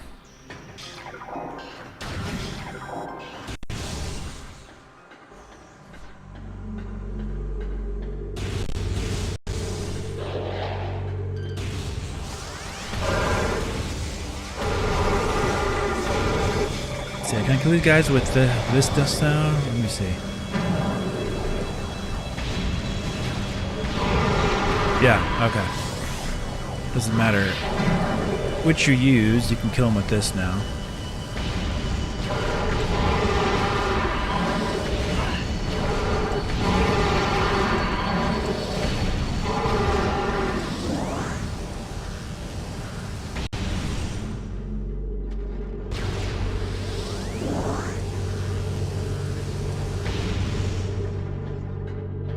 Yeah, there's lots of games that I used to have that I wish I still had it today.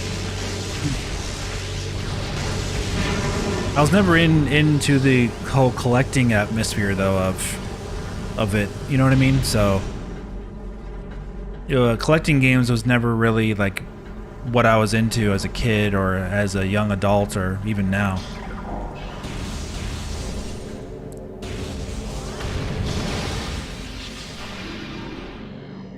Goodness, can't see anything in this room.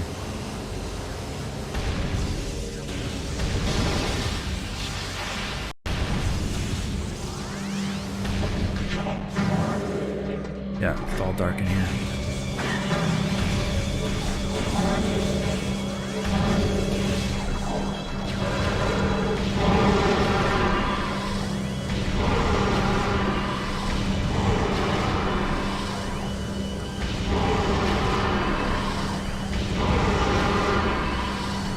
Nice.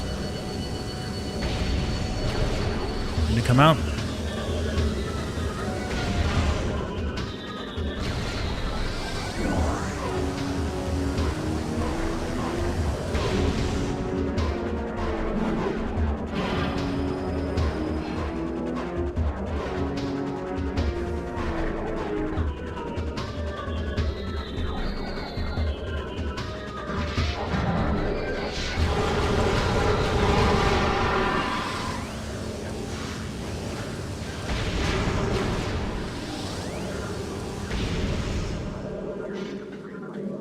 Already got that one.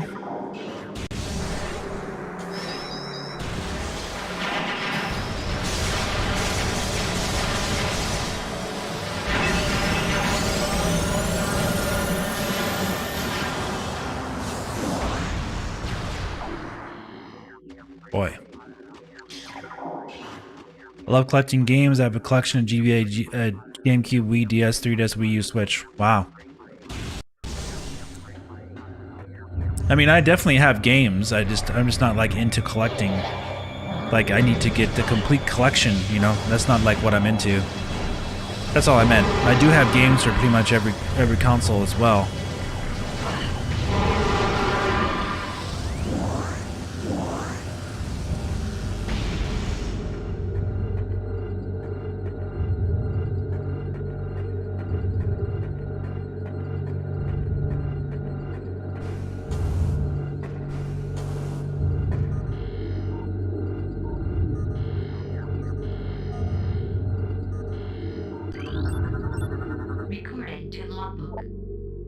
Planet Zebes.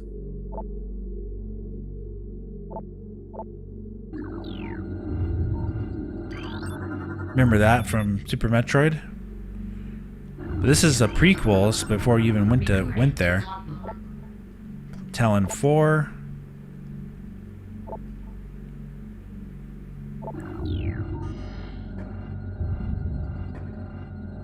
Very cool.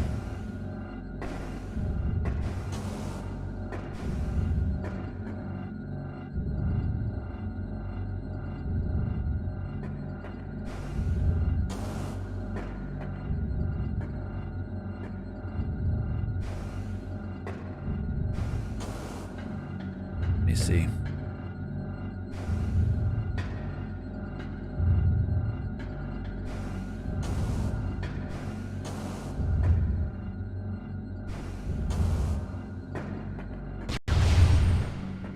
Okay. Can never be a collector myself. Feel like I'm converting my money into games that I may never play. Plus, I don't know why. Honestly, never interested me as much. Yeah. Very true. I agree.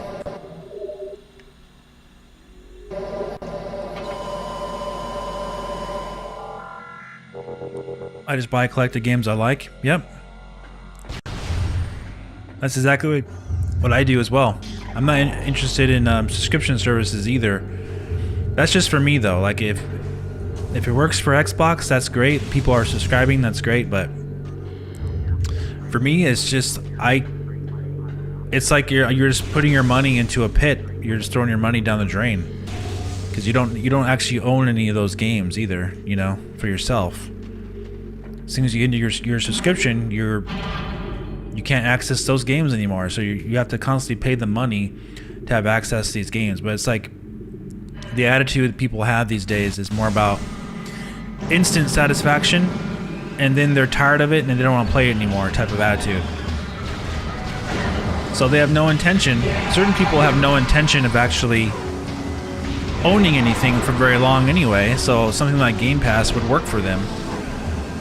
A yearly game like Call of Duty, they play it for a year and they're done, or they even play it for a few months and they're done. They wait for the next Call of Duty. So in that case, Game Pass might be something they are interested in because they don't have to worry about owning those games. They'll just pay a monthly fee, have access to them, and be done with them. They'll never play them again. Like sports games, yearly shooters, things like that. No subs for me too. I like buying. It's like buying hot air. Yeah. Bunch of PS1, OG, Xbox X, and GameCube games stored inside my drawer, but I actually have fond memories of them, so I can never let go of them. Yeah, exactly. Yeah, so we're gonna do the secret now in this part, which is fun. I think it's on the other side.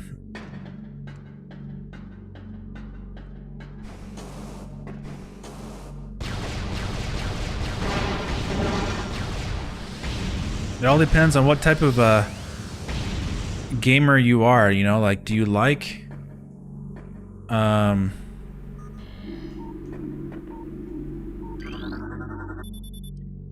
if you're into those types of games where you're just playing like a yearly installment and that's all you play, Game Pass might be something for you.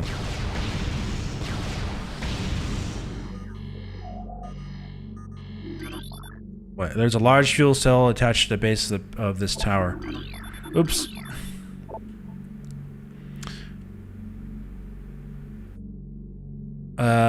Rapid fluctuation parallel radion-based outer casing of the structure appears damaged and unusable.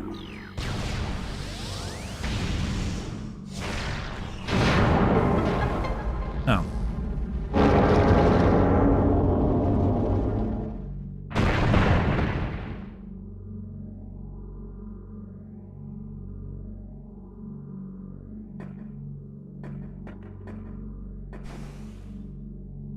Good.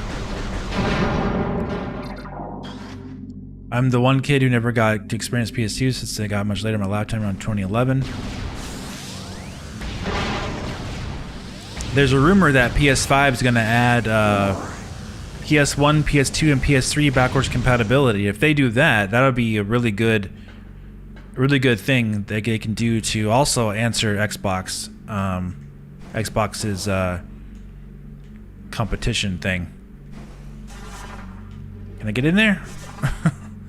Thought I could.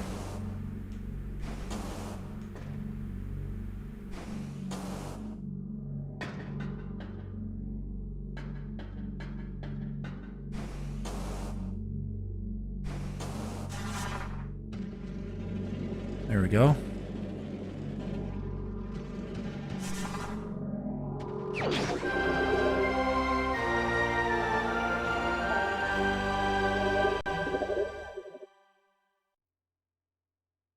Okay, good.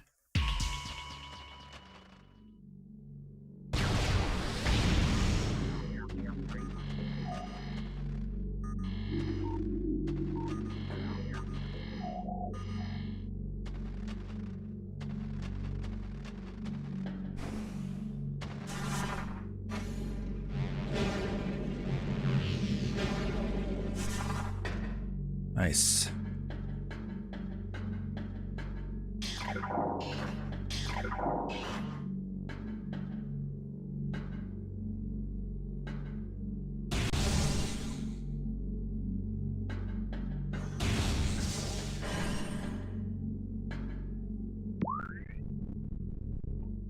don't remember which way I'm supposed to be going here.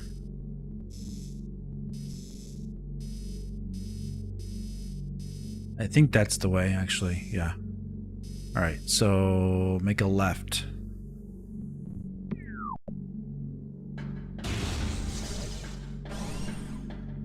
If true, that'd be great, though I'm sure I might rebuy PS1 collection on PSP, PS3, Vita.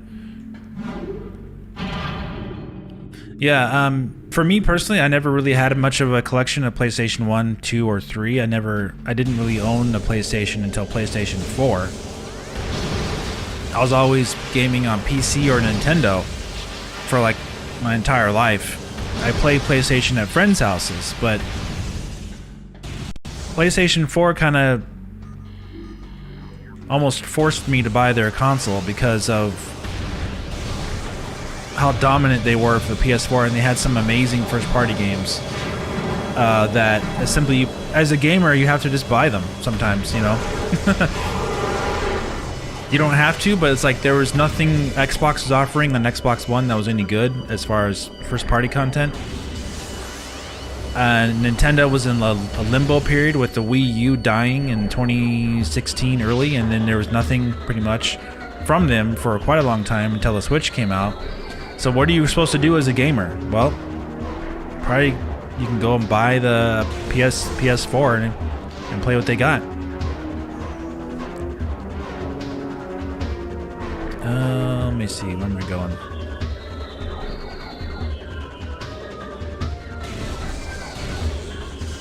And it was a good decision because PlayStation does have some really good first-party games. They have quite a bit of first-party content. Ah, I see.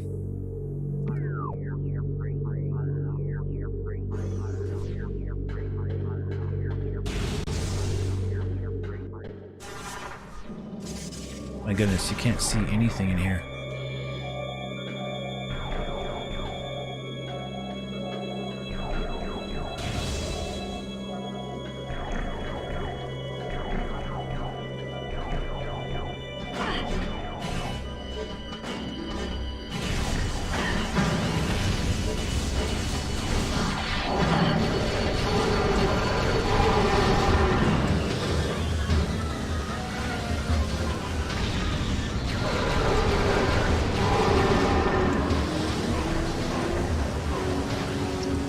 I got into PC gaming pretty early on, but thanks to my older cousin who had a gaming PC using every now and then each time I went to visit him. Yeah, exactly.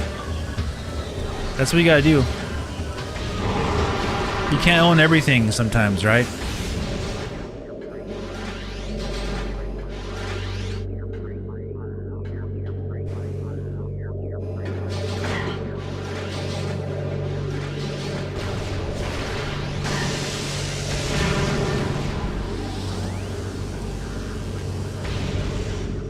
You really can't.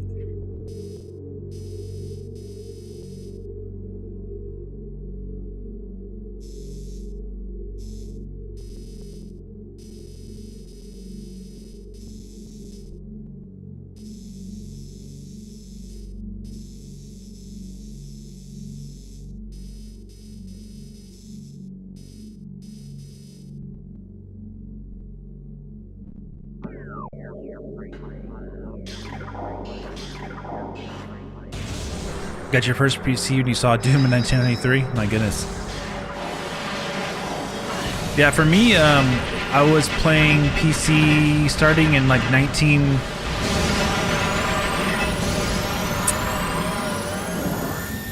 was always interested in PC, but I don't think I started actually playing PC seriously until like 1996, like around when the N64 came out. That's when I started playing PC for myself, and I was like, wait a second, because that was when PC graphics and N64 graphics, there was a slight disparity there for like 6 months when it came out, because the 3DFX graphics cards weren't ready yet. and I was playing like Turok 1 on PC, and you couldn't. It looked better. I mean, on N64, and it looked better than PC. I think that was the only time that ever happened in gaming history where a console actually was better than PC for a very short time.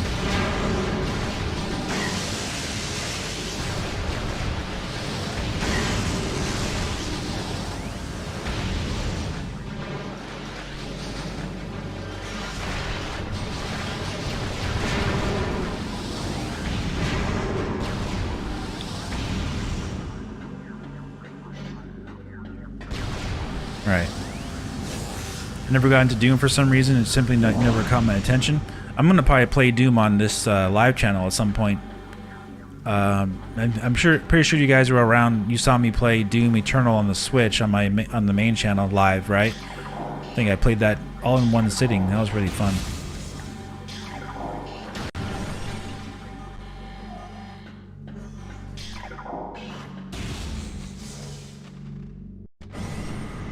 On yeah, Quake 2, exactly.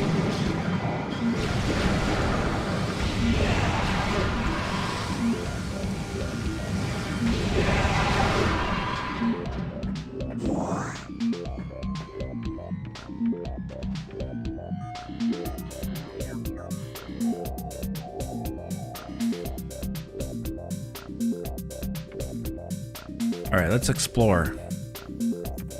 My dad had Commodore 64, so that's when I ended up playing up until I got N64 back in 1999 with Super Smash Brothers. Yeah, exactly.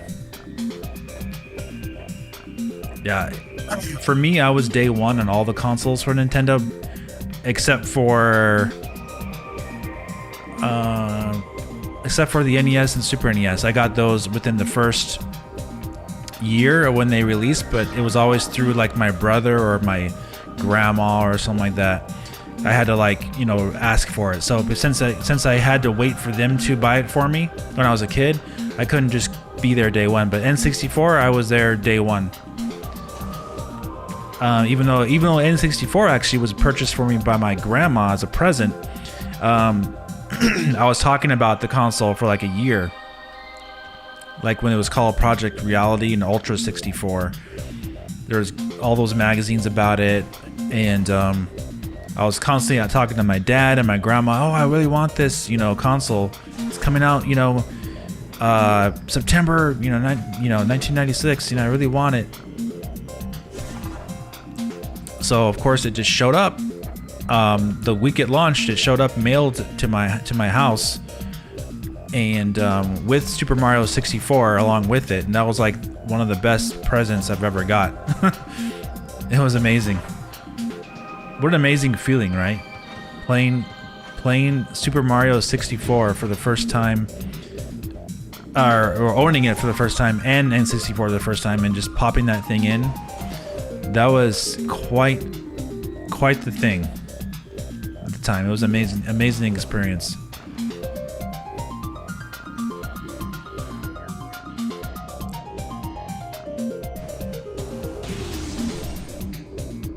Alright, let's get this power up.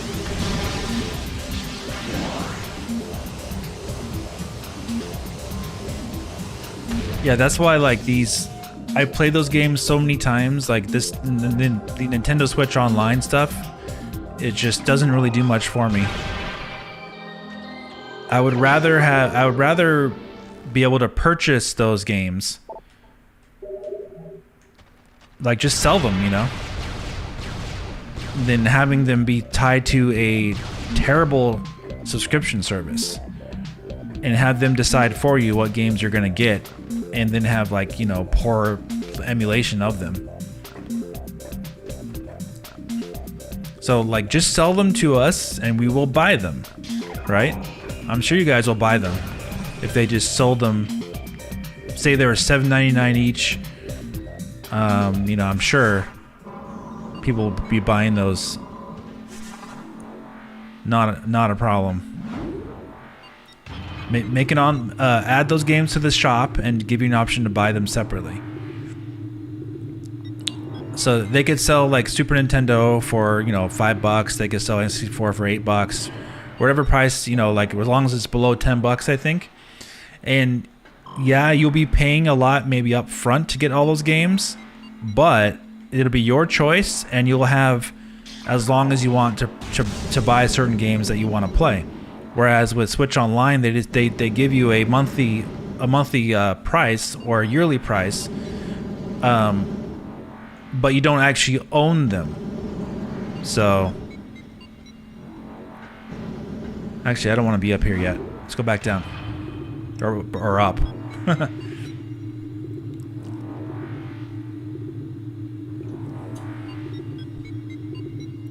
I think the issue is you want to have more options.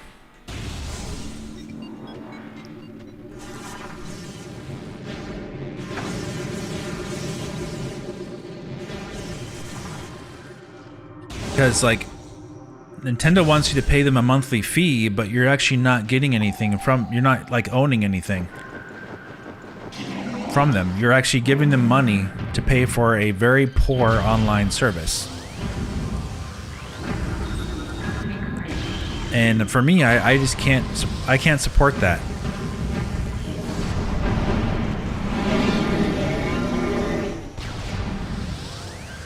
I will support simply being able to give you the option to buy them and own them.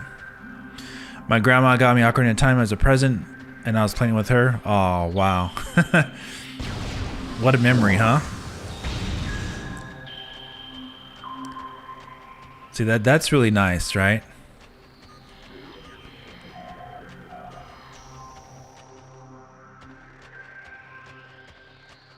Alright, so I can go back up there. I can go over here.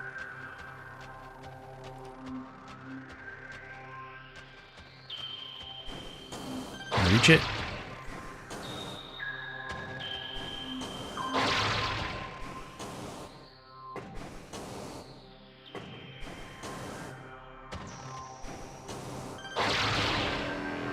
There we go.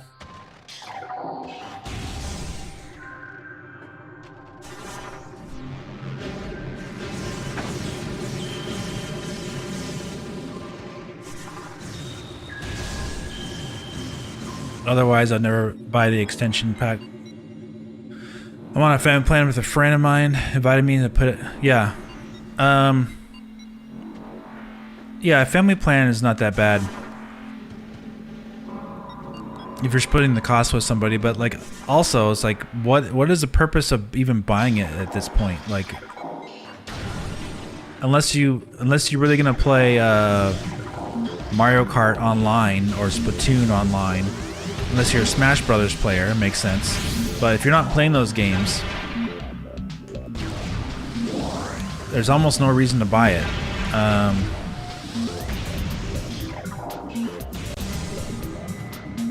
Like I have all the retro consoles. I have the Super Nintendo Classic. I have the NES Mini. I have the Sega Genesis Mini. Convenience factor is good though, right? That's what people like, is the convenience factor of having everything on one device. And that's why I think having the option to buy certain games that you want to play, like maybe I just want to play Streets of Rage on the Genesis and that's it. Or maybe I just want to play Sonic the Hedgehog and that's it. Give me the option to buy it and own it. And you know, for myself. Or same thing for Super Nintendo games. Maybe I just want to play Contra, or maybe I just want to play Castlevania.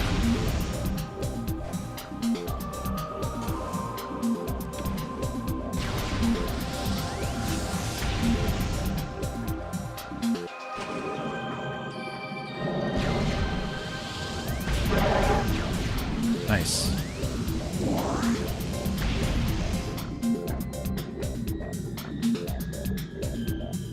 You're big into Smash? Yeah, so see, that makes sense, right? I do Mario Maker as well, but so many people are trolling levels, it ain't even funny, yeah, right.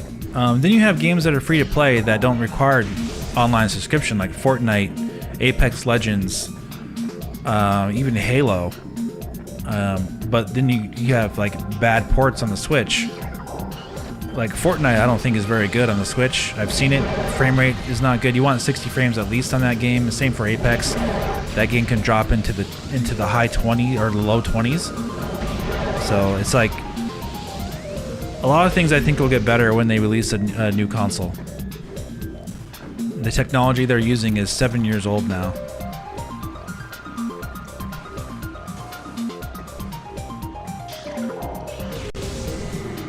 You need more memory, you need more better storage, faster storage capacity, you need better online,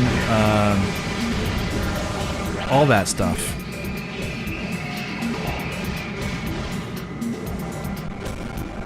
Improve that, and you'll get a lot more people subscribing to their service too, because you have a better piece of hardware to run them on with better, faster loading, better results, better sound, better image quality, all that stuff. It's just there's a certain expectation these days in 2022 to people expect more basically for what they're paying for. Even though the Switch has sold amazingly well, it's now at the point where to gain a huge amount of more sales going forward, they're simply going to have to release a new piece of hardware. So that's how you continue, being dominant, is you're making upgrades and releasing updates to your ecosystem. Because everything will eventually get too old, and people are simply just not going to even bother, using it after a certain point.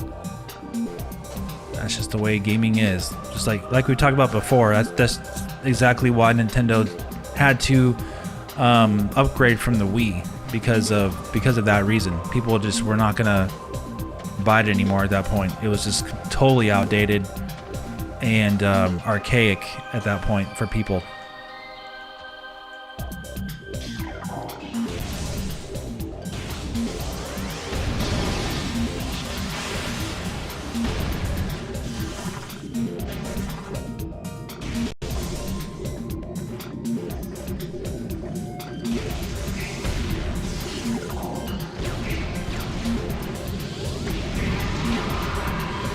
There we go.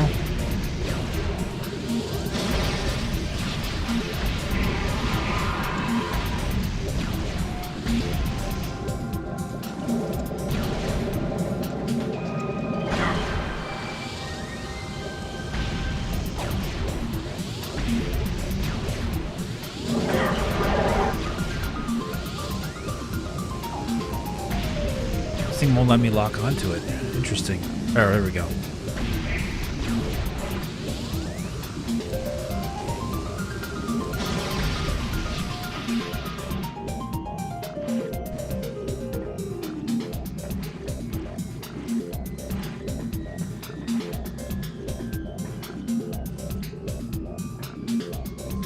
Okay, just checking.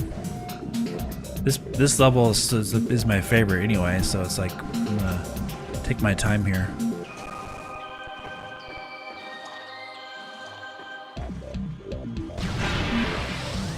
Nice.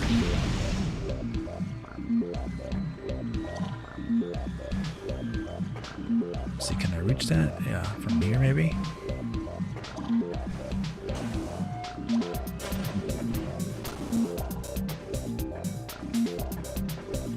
I see.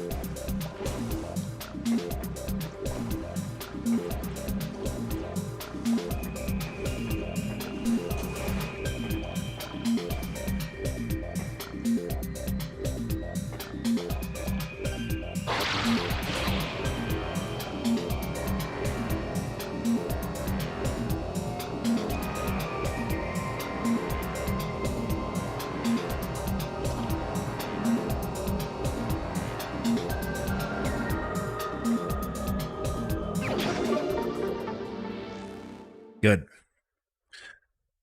It's only my favorite for its soundtrack. The rest of the underwater section is simply annoying, even with the gravity suit. I like it. I personally like it. I like the underground atmosphere of it.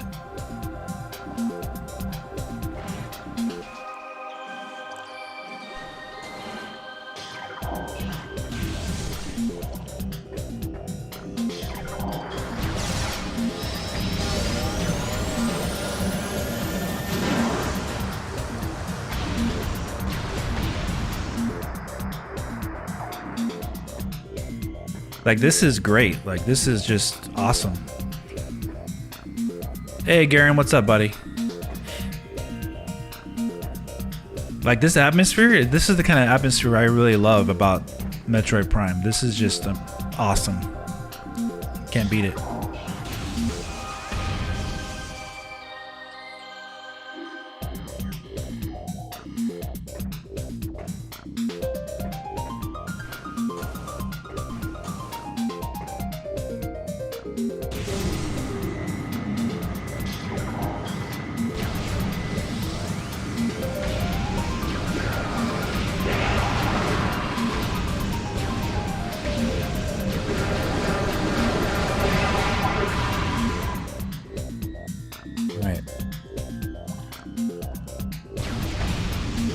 Break any of this stuff?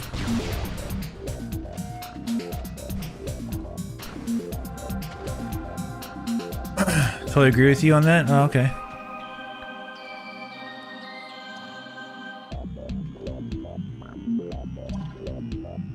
Let's see.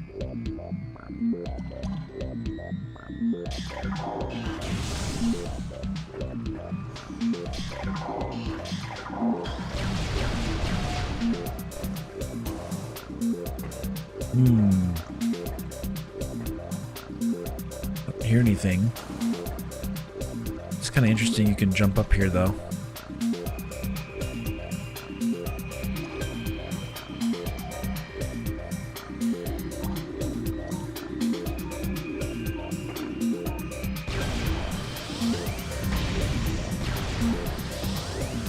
Like on Metroid Prime, like on the remaster, like I expect there's gonna be changes to stuff like this, you know.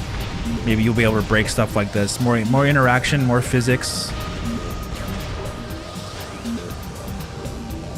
Like, it's already interactive a lot in the first place, but even more of this would be really cool.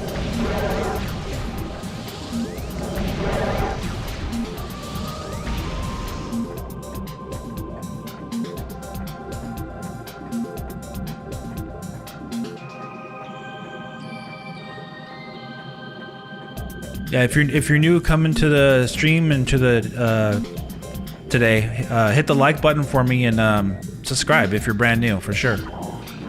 I haven't noticed anybody new, I don't think, today yet. Maybe one person, maybe one new person I noticed.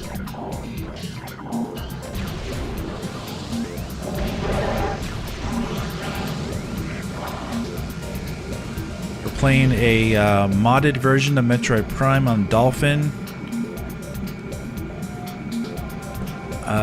With HD textures and new shading, different shading. Really, really cool.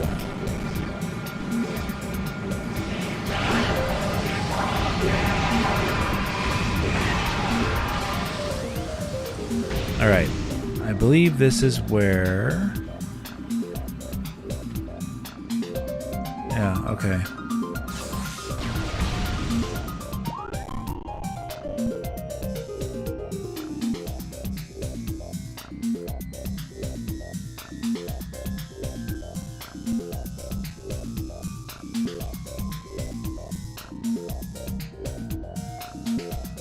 Yeah, I think I need to go here to this area, actually.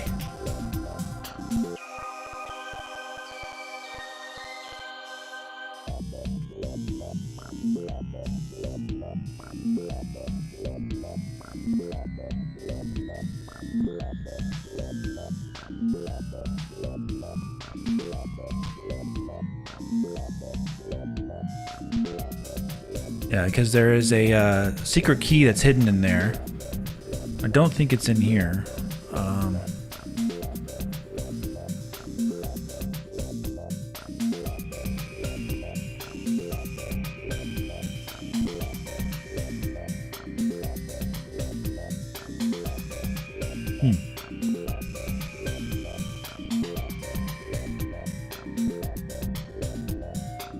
Yeah, I'm looking for power-ups and the keys.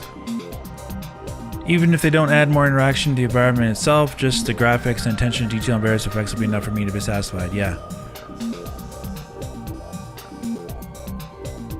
That's true.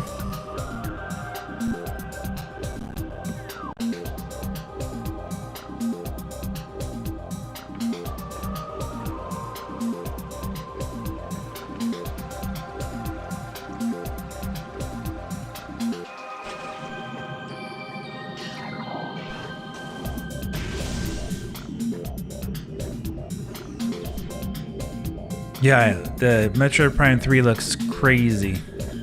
Crazy good.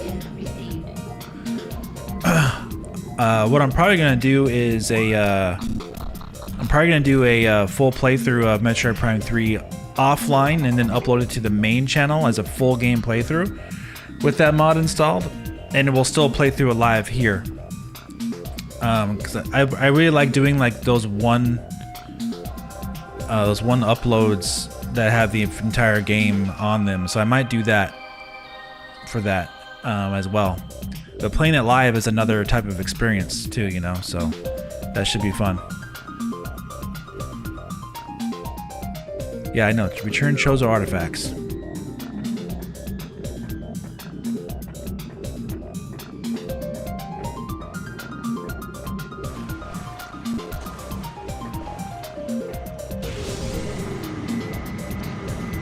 I think I want to go over there. All right.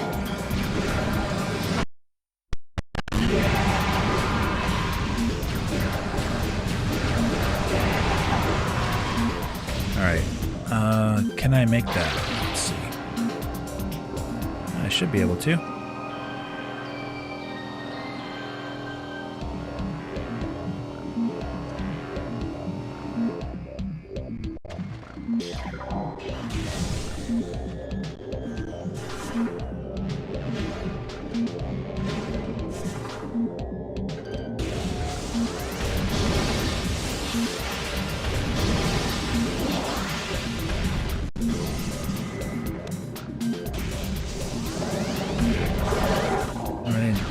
Didn't see it though when I was already here, but I didn't see it. So let me double check.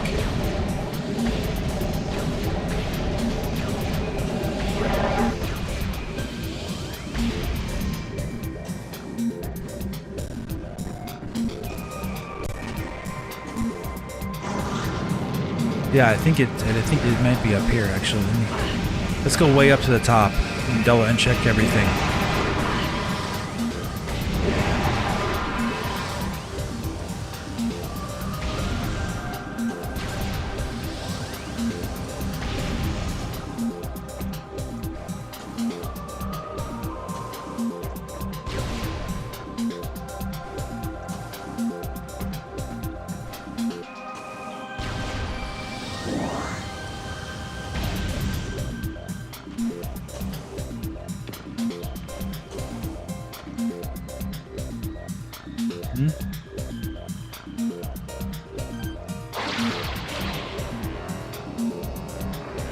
So much fun. If I could grab it. Just shot right past it there.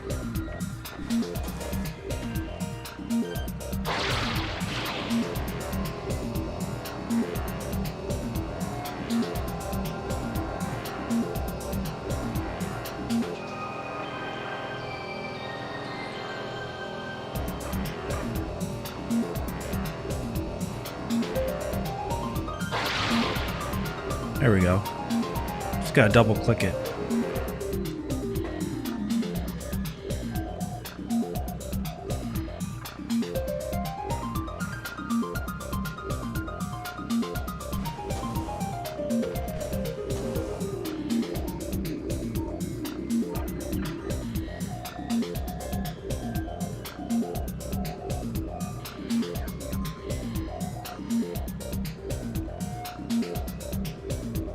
I make that?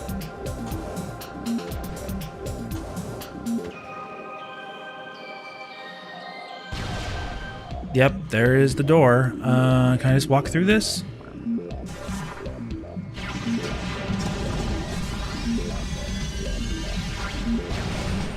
Gotta love it. Or this is a different upgrade. What's this? Oh no, it's just an artifact. The way they did the cutscene, I thought it was something else. Game plays tricks on you sometimes.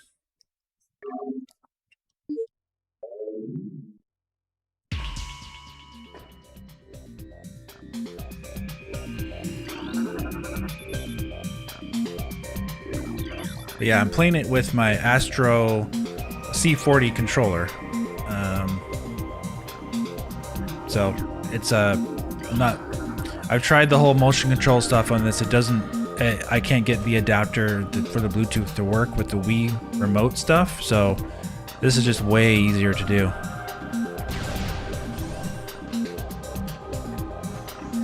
There's another power up like way up here as well. Let's get that.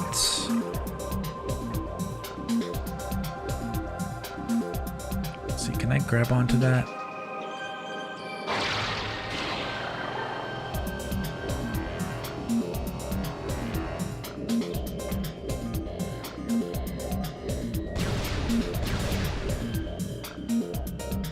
Yep, over there.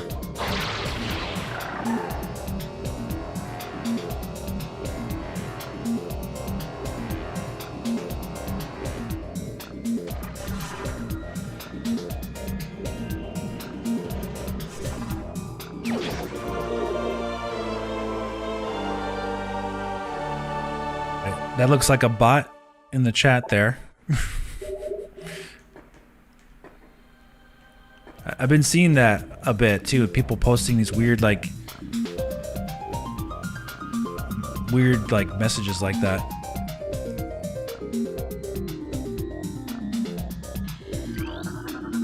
I have the main flash adapter that works pretty well, but its light sensors. Yeah, that's exactly the problem I've had. That's what I got. That was like, I could recommend it as the best one to use, and there's just no point in doing that because I have camera lights on me that the LED lights I need to shine to make my face light up. The Wii remote sensor with these lights, the light bounces off and it doesn't even detect it hardly at all. So it's basically impossible for me to play that live due to that reason. Even without the camera, even without the lights on, it was still having a hard time detecting it. So really, playing this live for you guys, the only way to do it is with the controller modified. Hope that makes sense. Due to the IR sensor of the Wii remote, all lights bounce off of it, so it's like basically impossible to get it to work in that type of environment. Wow, this looks so cool. Yeah, chatbot. Let's fall down. Nice. And I believe we can go to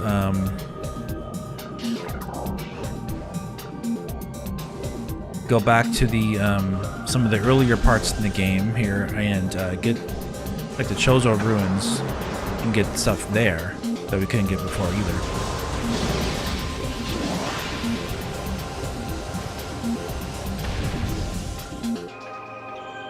Let me see something though.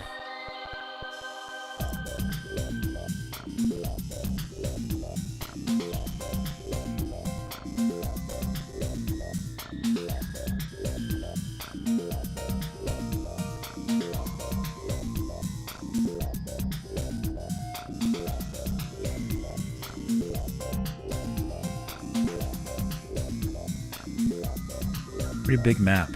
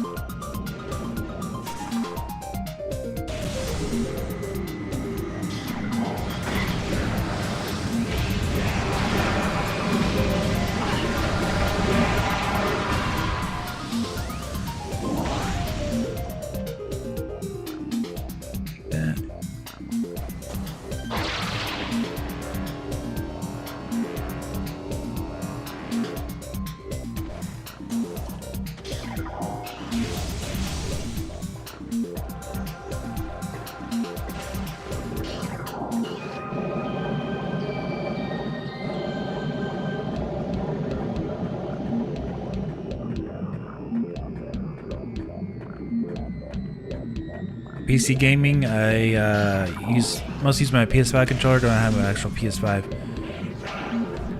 Yeah, it works. It works pretty well. I usually use either the Switch Pro controller or my Astro controller.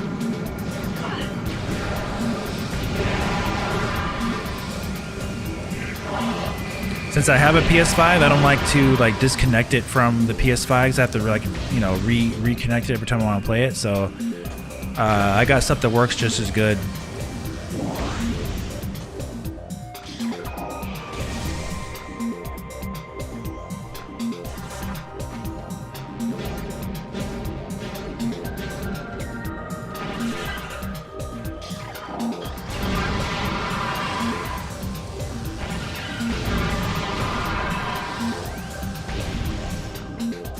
There is a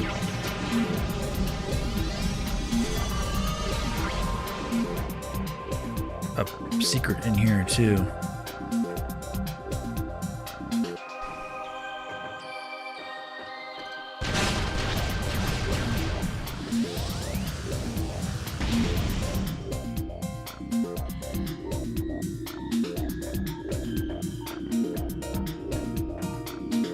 Be useful for the next Metroid. They mark the areas with different colors when you have found every item that can be there.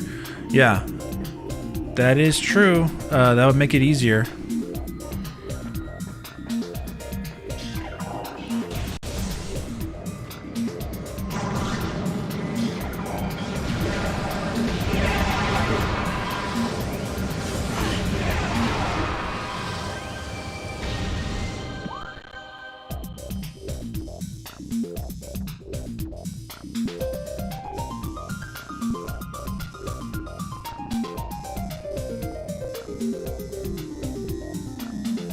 Yeah, I think I need to go back that way, actually. Yeah. Easy to get turned around.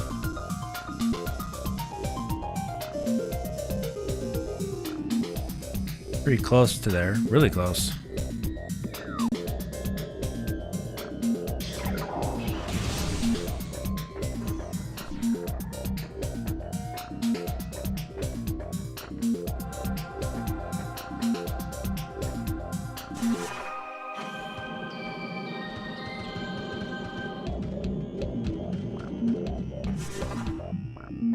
That does make it really easy. I mean, it wasn't hard to 100% Metroid Dread. Basically due to that reason. It was definitely a very fun game, you know, still either way, but yeah, it wasn't hard to 100% the game at all.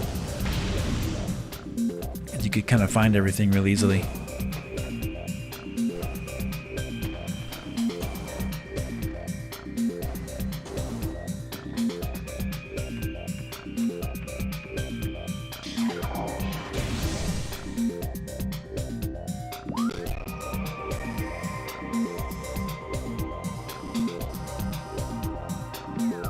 Okay.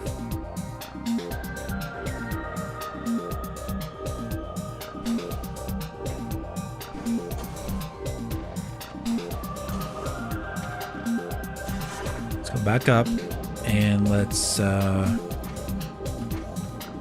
over here, come out this way and go back to the elevator.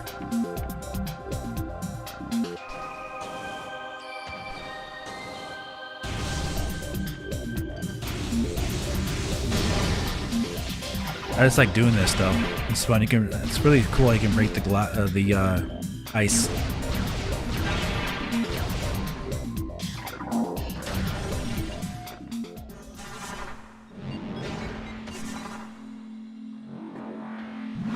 All right. Prevent people from backtracking too much. Yeah, true.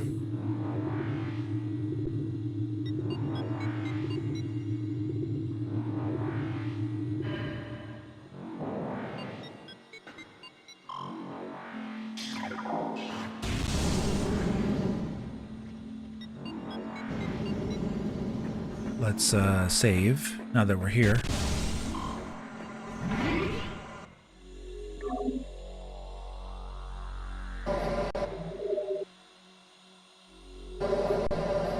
Yeah, people do get frustrated when they get lost, as we saw with Metroid Dread.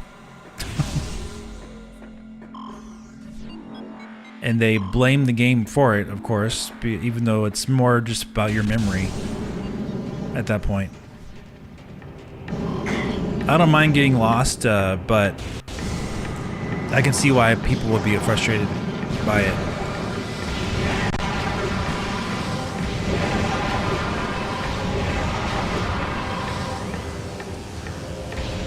Okay, so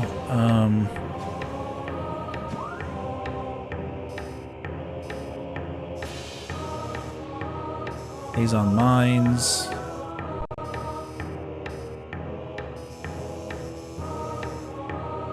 Helen, overworld.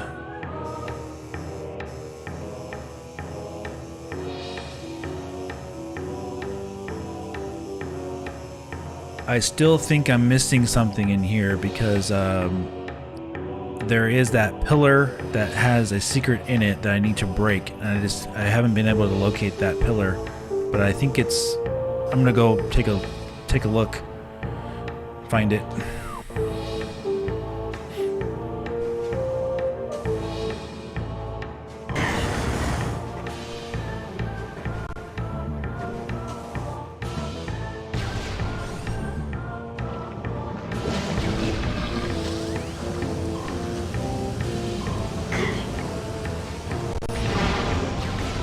Yeah, about Dark Souls, the game hard on some, but finding specific items to fight your way makes it rather frustrating.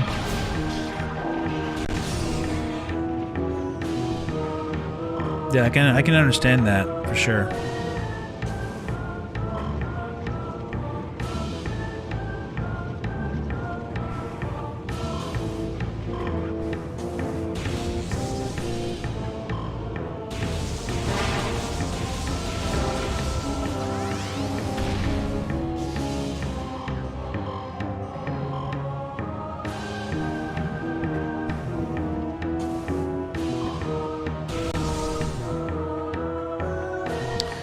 Yeah, so what? It's got to be in here, right?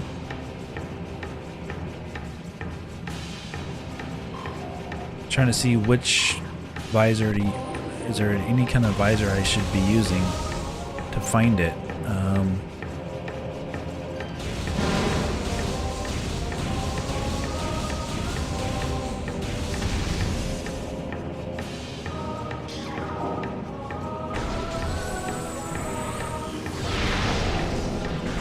It's hidden in one of these things.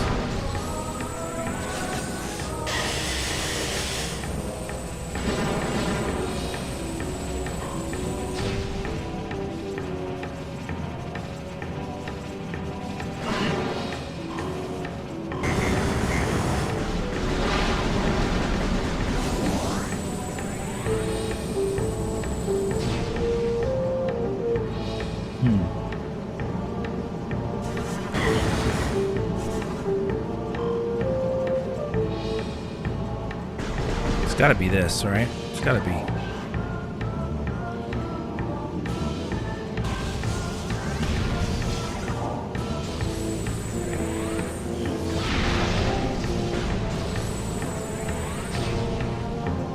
Other part of the room.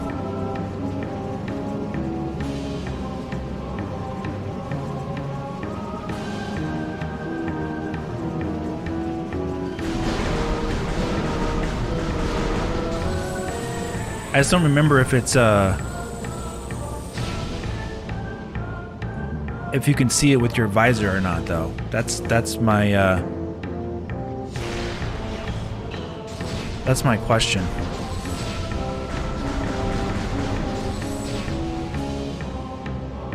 But I don't think you can see it with your visor. Maybe you can.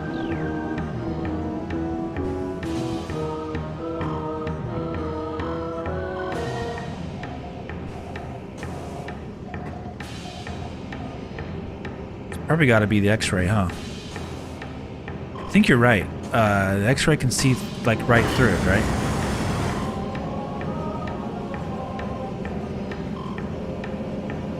I'm gonna keep exploring here. Let's see. We know it's in one of these. Just let me see. Okay, this takes me back that way.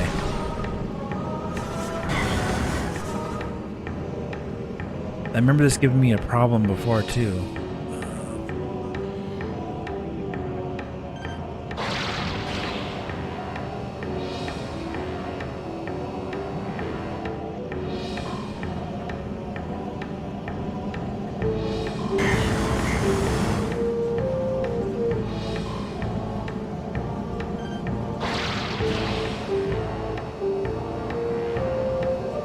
Don't see anything.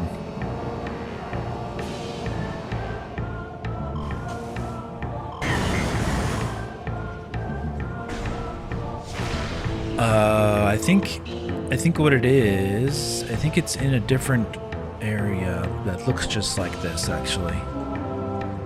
I think that's the issue. Because the areas are very, very samey.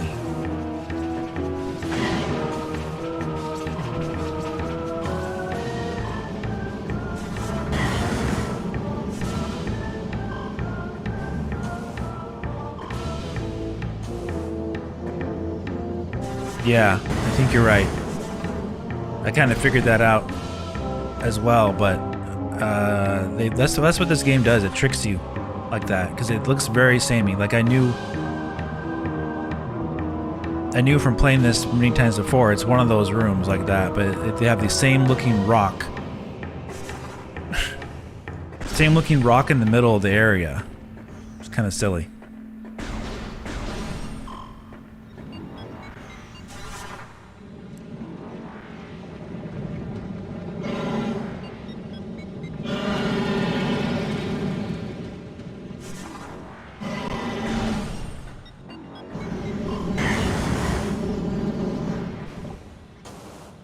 All right.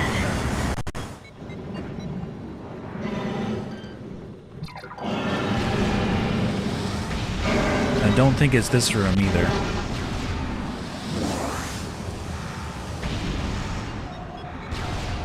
It didn't look like this.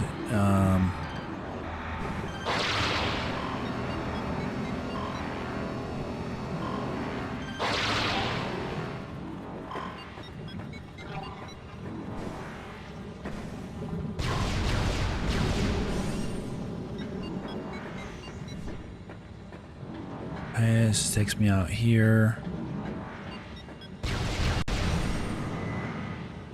Oh, this area. Let me see.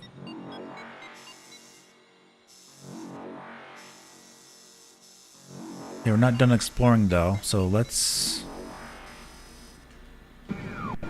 go over here then. Oops. Didn't mean to do a screenshot.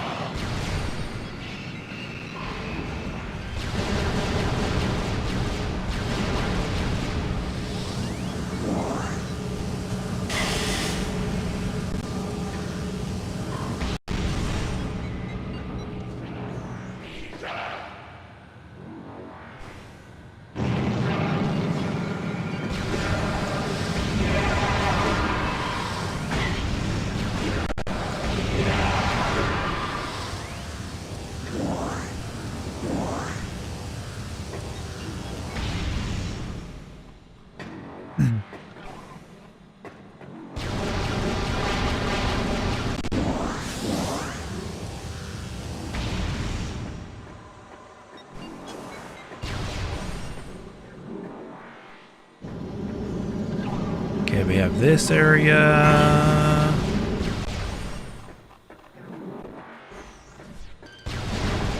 I think this might be the room, huh? Or did we already come here before? It's hard to tell.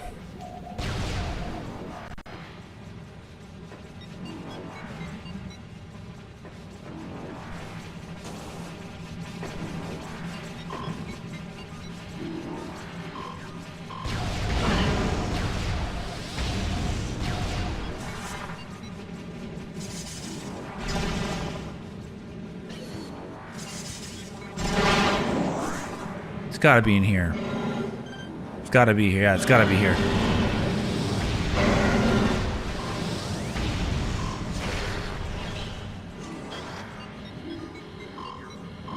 There it is. Oh my goodness.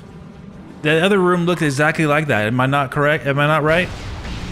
It looked exactly like that. It looked exactly the same. That's the problem. Almost exactly. The only difference was the dragon worm guy, you know? My goodness.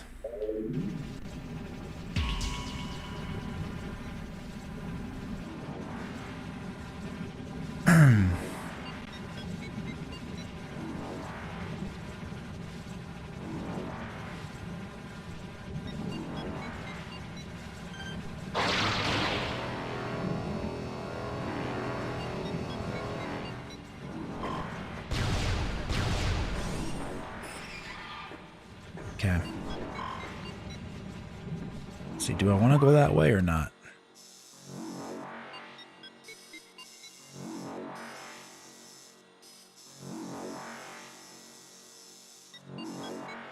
Yeah, that's the way I want to go.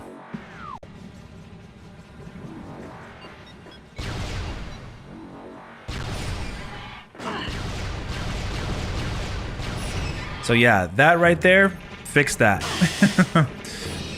that unnecessary, very unnecessary.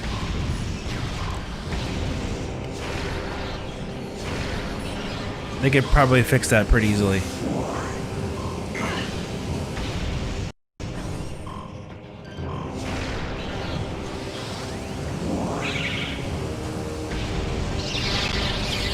I mean, you know, I guess. I mean, it does require a lot of extra searching. But I mean, if they want to keep it like that, fine. We'll make do. We just have to remember exactly where it is.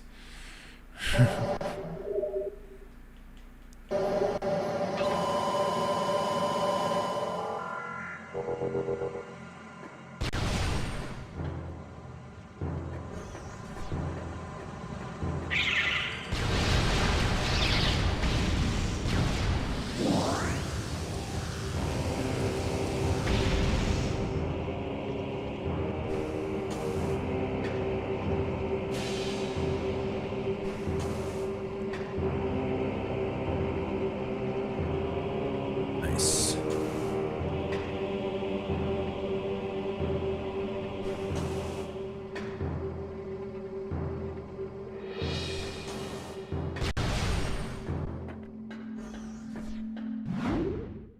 Cool.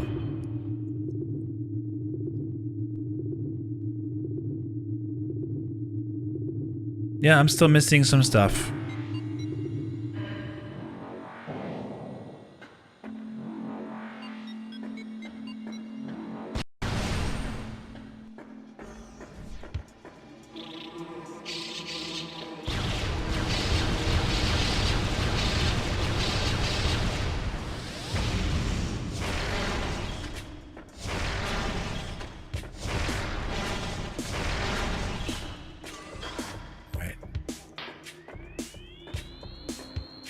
Should I go up there? I guess I can.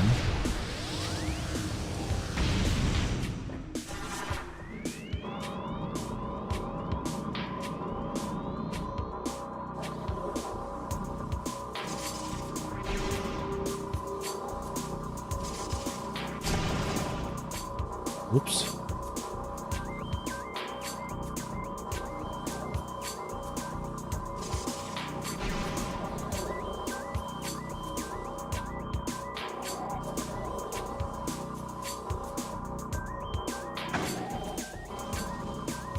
Yeah, this guy.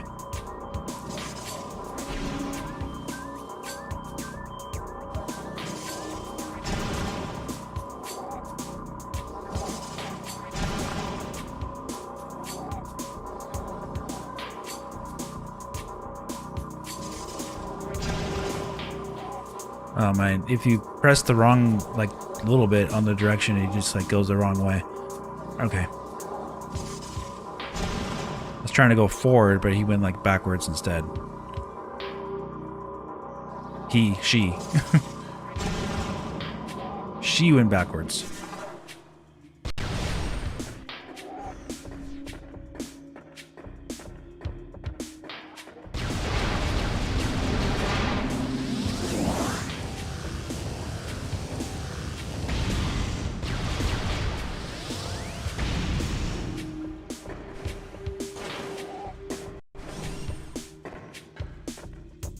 Right. Remember this boss? Remember him?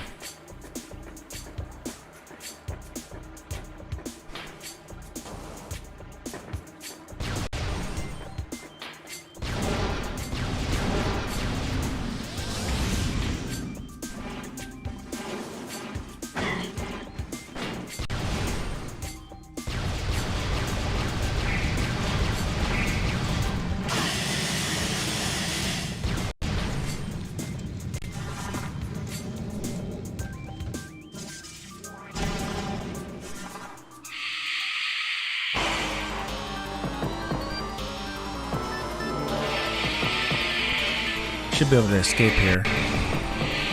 Yeah, that's not where I want to go. I want to go over out this way.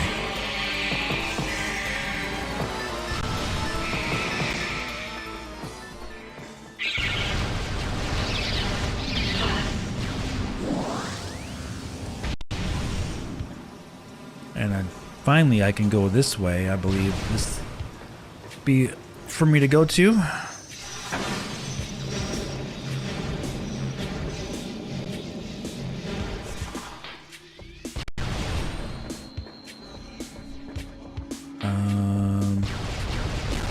Actually, yeah, go over to the other side. That's where I want to go.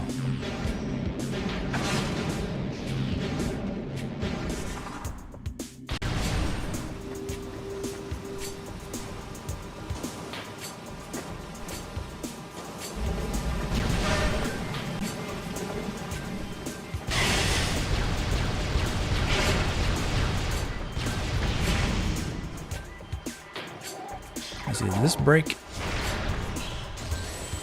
I don't think so.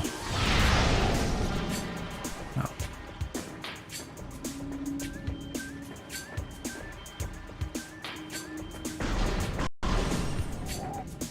Yeah, I can finally go here now.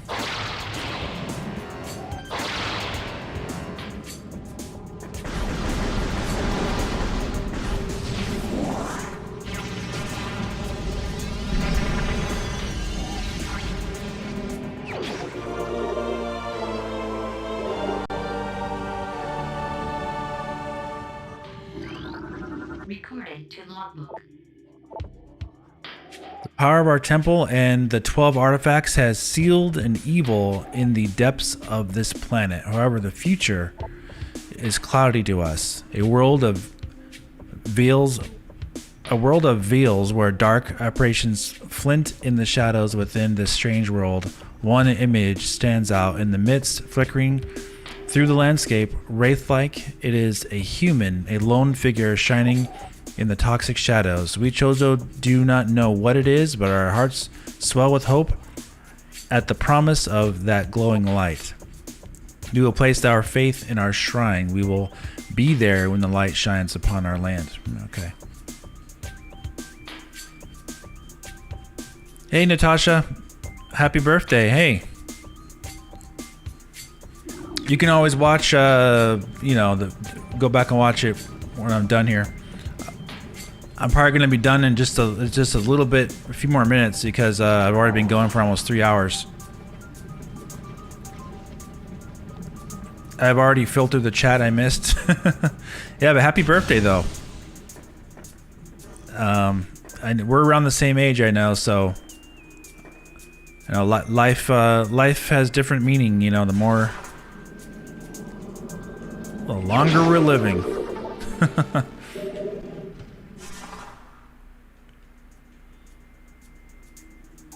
Thank you, Natasha. Thanks for coming. You didn't have to come, you know, on your birthday. Of course, you could do whatever you want to do. All right, here we go.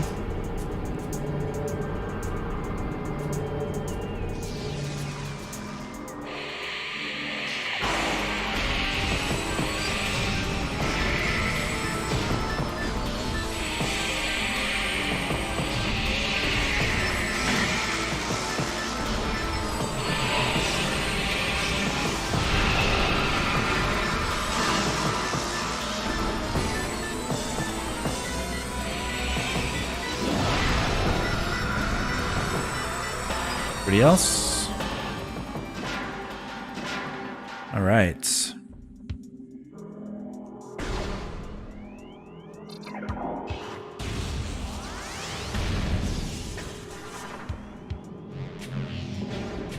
Let's do this thing.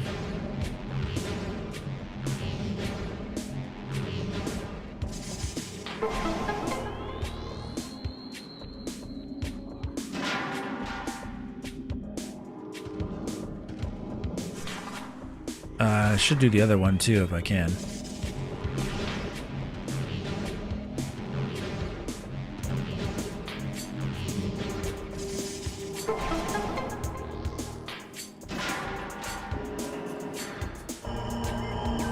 Nice.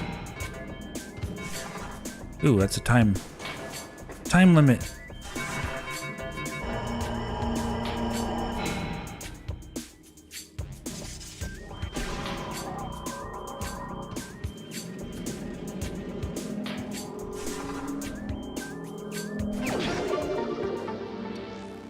All right, good. We got an energy tank.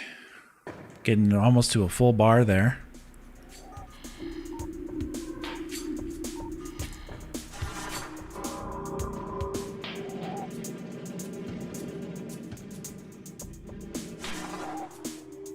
No, I know I gotta go in there, but let me just take a look over here really quick. Anything?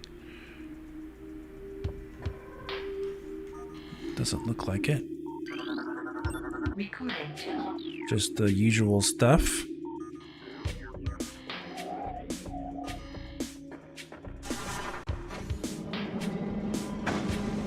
Whoa.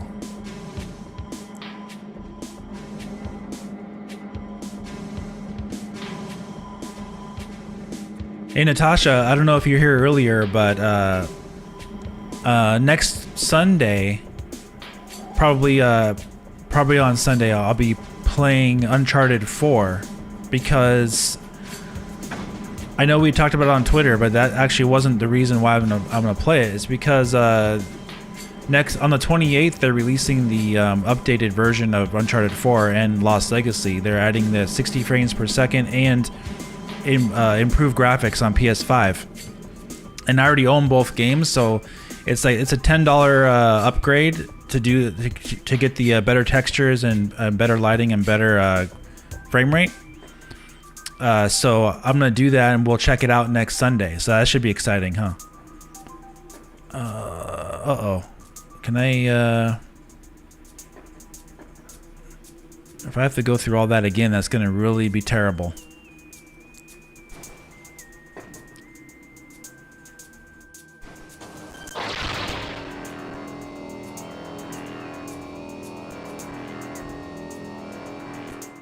No! Oh my goodness! I had it. I lost my grip. I don't know why. I was holding the whole button too. Oh my gosh, that's so terrible. There was no reason for me to lose my grip on that thing. Like a button glitch or something. Anyways. I think it happened to me last time too, I think, when I did this. I lost the grip of the thing. Yeah. I have already beaten Uncharted 4 on back in 2017. I beat it on crushing, actually. The hardest difficulty. Which was really challenging. Like that Uncharted 4 is a really challenging game on the hardest difficulty. Lots of insta kill, insta deaths, and because you have to use stealth. I'm not planning on playing it on the stream at crushing because that's like a lot of retrying I gotta do. But I'll probably play it on normal difficulty, which I think is moderate level. But truth be told, I never actually finished Uncharted Lost Legacy. I kind of lost. I was like, didn't really lose interest, but more of I just never got around to going back and beating it. But I know Lost Legacy is also really good. It's shorter, but Uncharted 4 is like the main thing.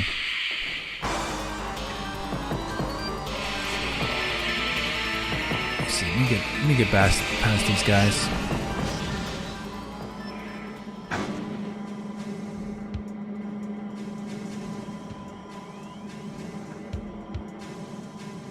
Yeah, Uncharted 4 on crushing becomes like a totally different type of gameplay experience. Like you gotta play the game totally different than you play it just on normal. Not only that, but the game has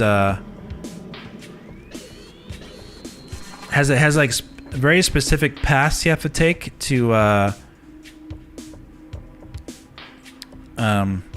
get to your destination without enemies seeing you. So it's really interesting to play it on crushing.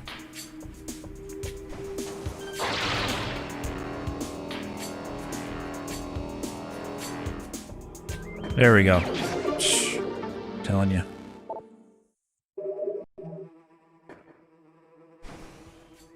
Alright, this area is beat.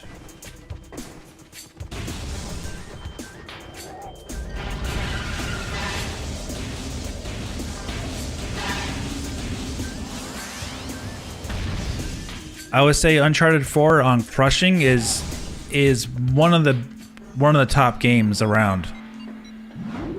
Because you have to rely solely gameplay skill and knowing the level areas and how the enemies respond. It takes a lot of skill to beat that on crushing, but it's so well made and it's designed to play well on crushing as well. So it's one of those things. The harder difficulty you put it on, the better the game plays. It's one of those games.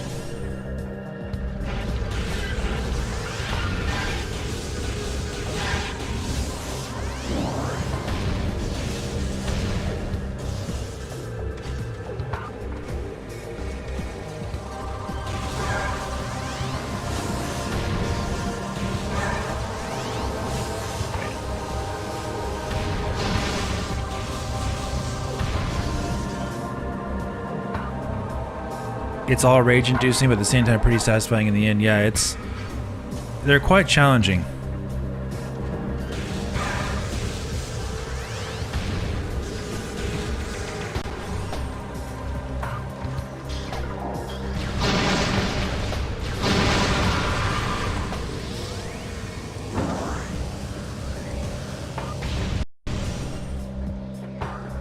All right, here is I can get this thing now. Since I have the upgraded oh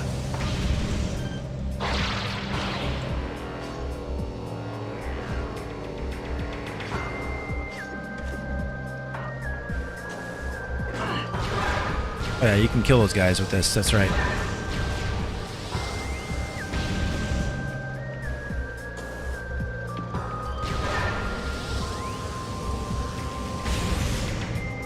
You're gonna play it on normal? Yeah. It's still a great game on normal, so it's more forgiving because you can. Oh yeah, that's right.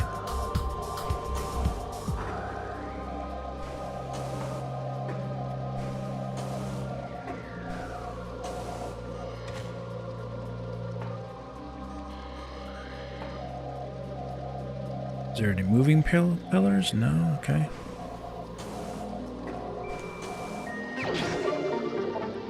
There we go. All hidden behind this thing here.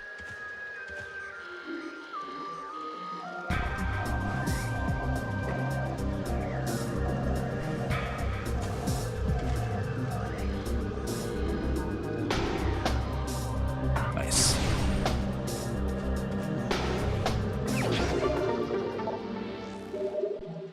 All right, we're getting there. We're getting there.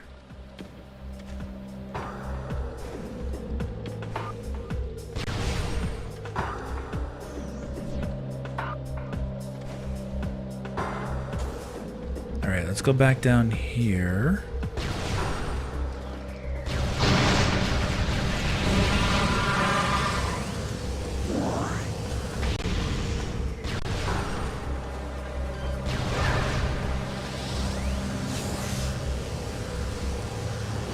All right.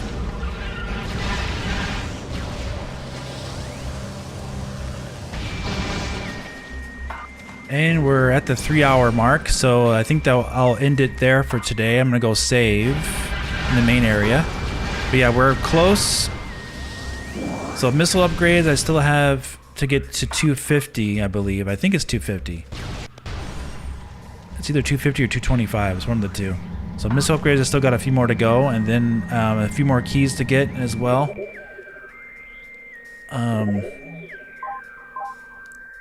Yeah, there's one key that's already there at the main area you go to. It's just sitting for me, but I'm 82% on items, so I'm getting really close.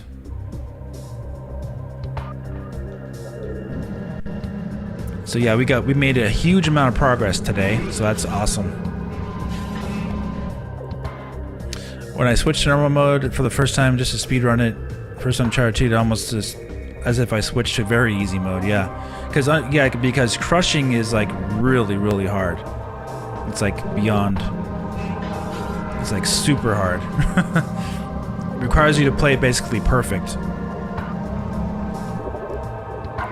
But yeah, that's it for today, guys. Thank you all for coming out. Please hit the like button for me on your way out if you can. And we will see you guys very soon in the next one. Also, don't forget to if you're not already subscribed, make sure you subscribe. Check the description for the giveaway I'm doing. We're about halfway there to the first giveaway. So if you're new here, make sure you subscribe and you qualify for a $50 Amazon gift card. And that's just the first goal, and then we have another goal after that for 1,000 subs. So we're getting there. It's a new channel, so we're just having fun here on the weekend. So thanks a lot, guys, for coming out, and I'll talk to you very soon, most likely tomorrow for Separate Ways on Resident Evil 4. Okay, take care.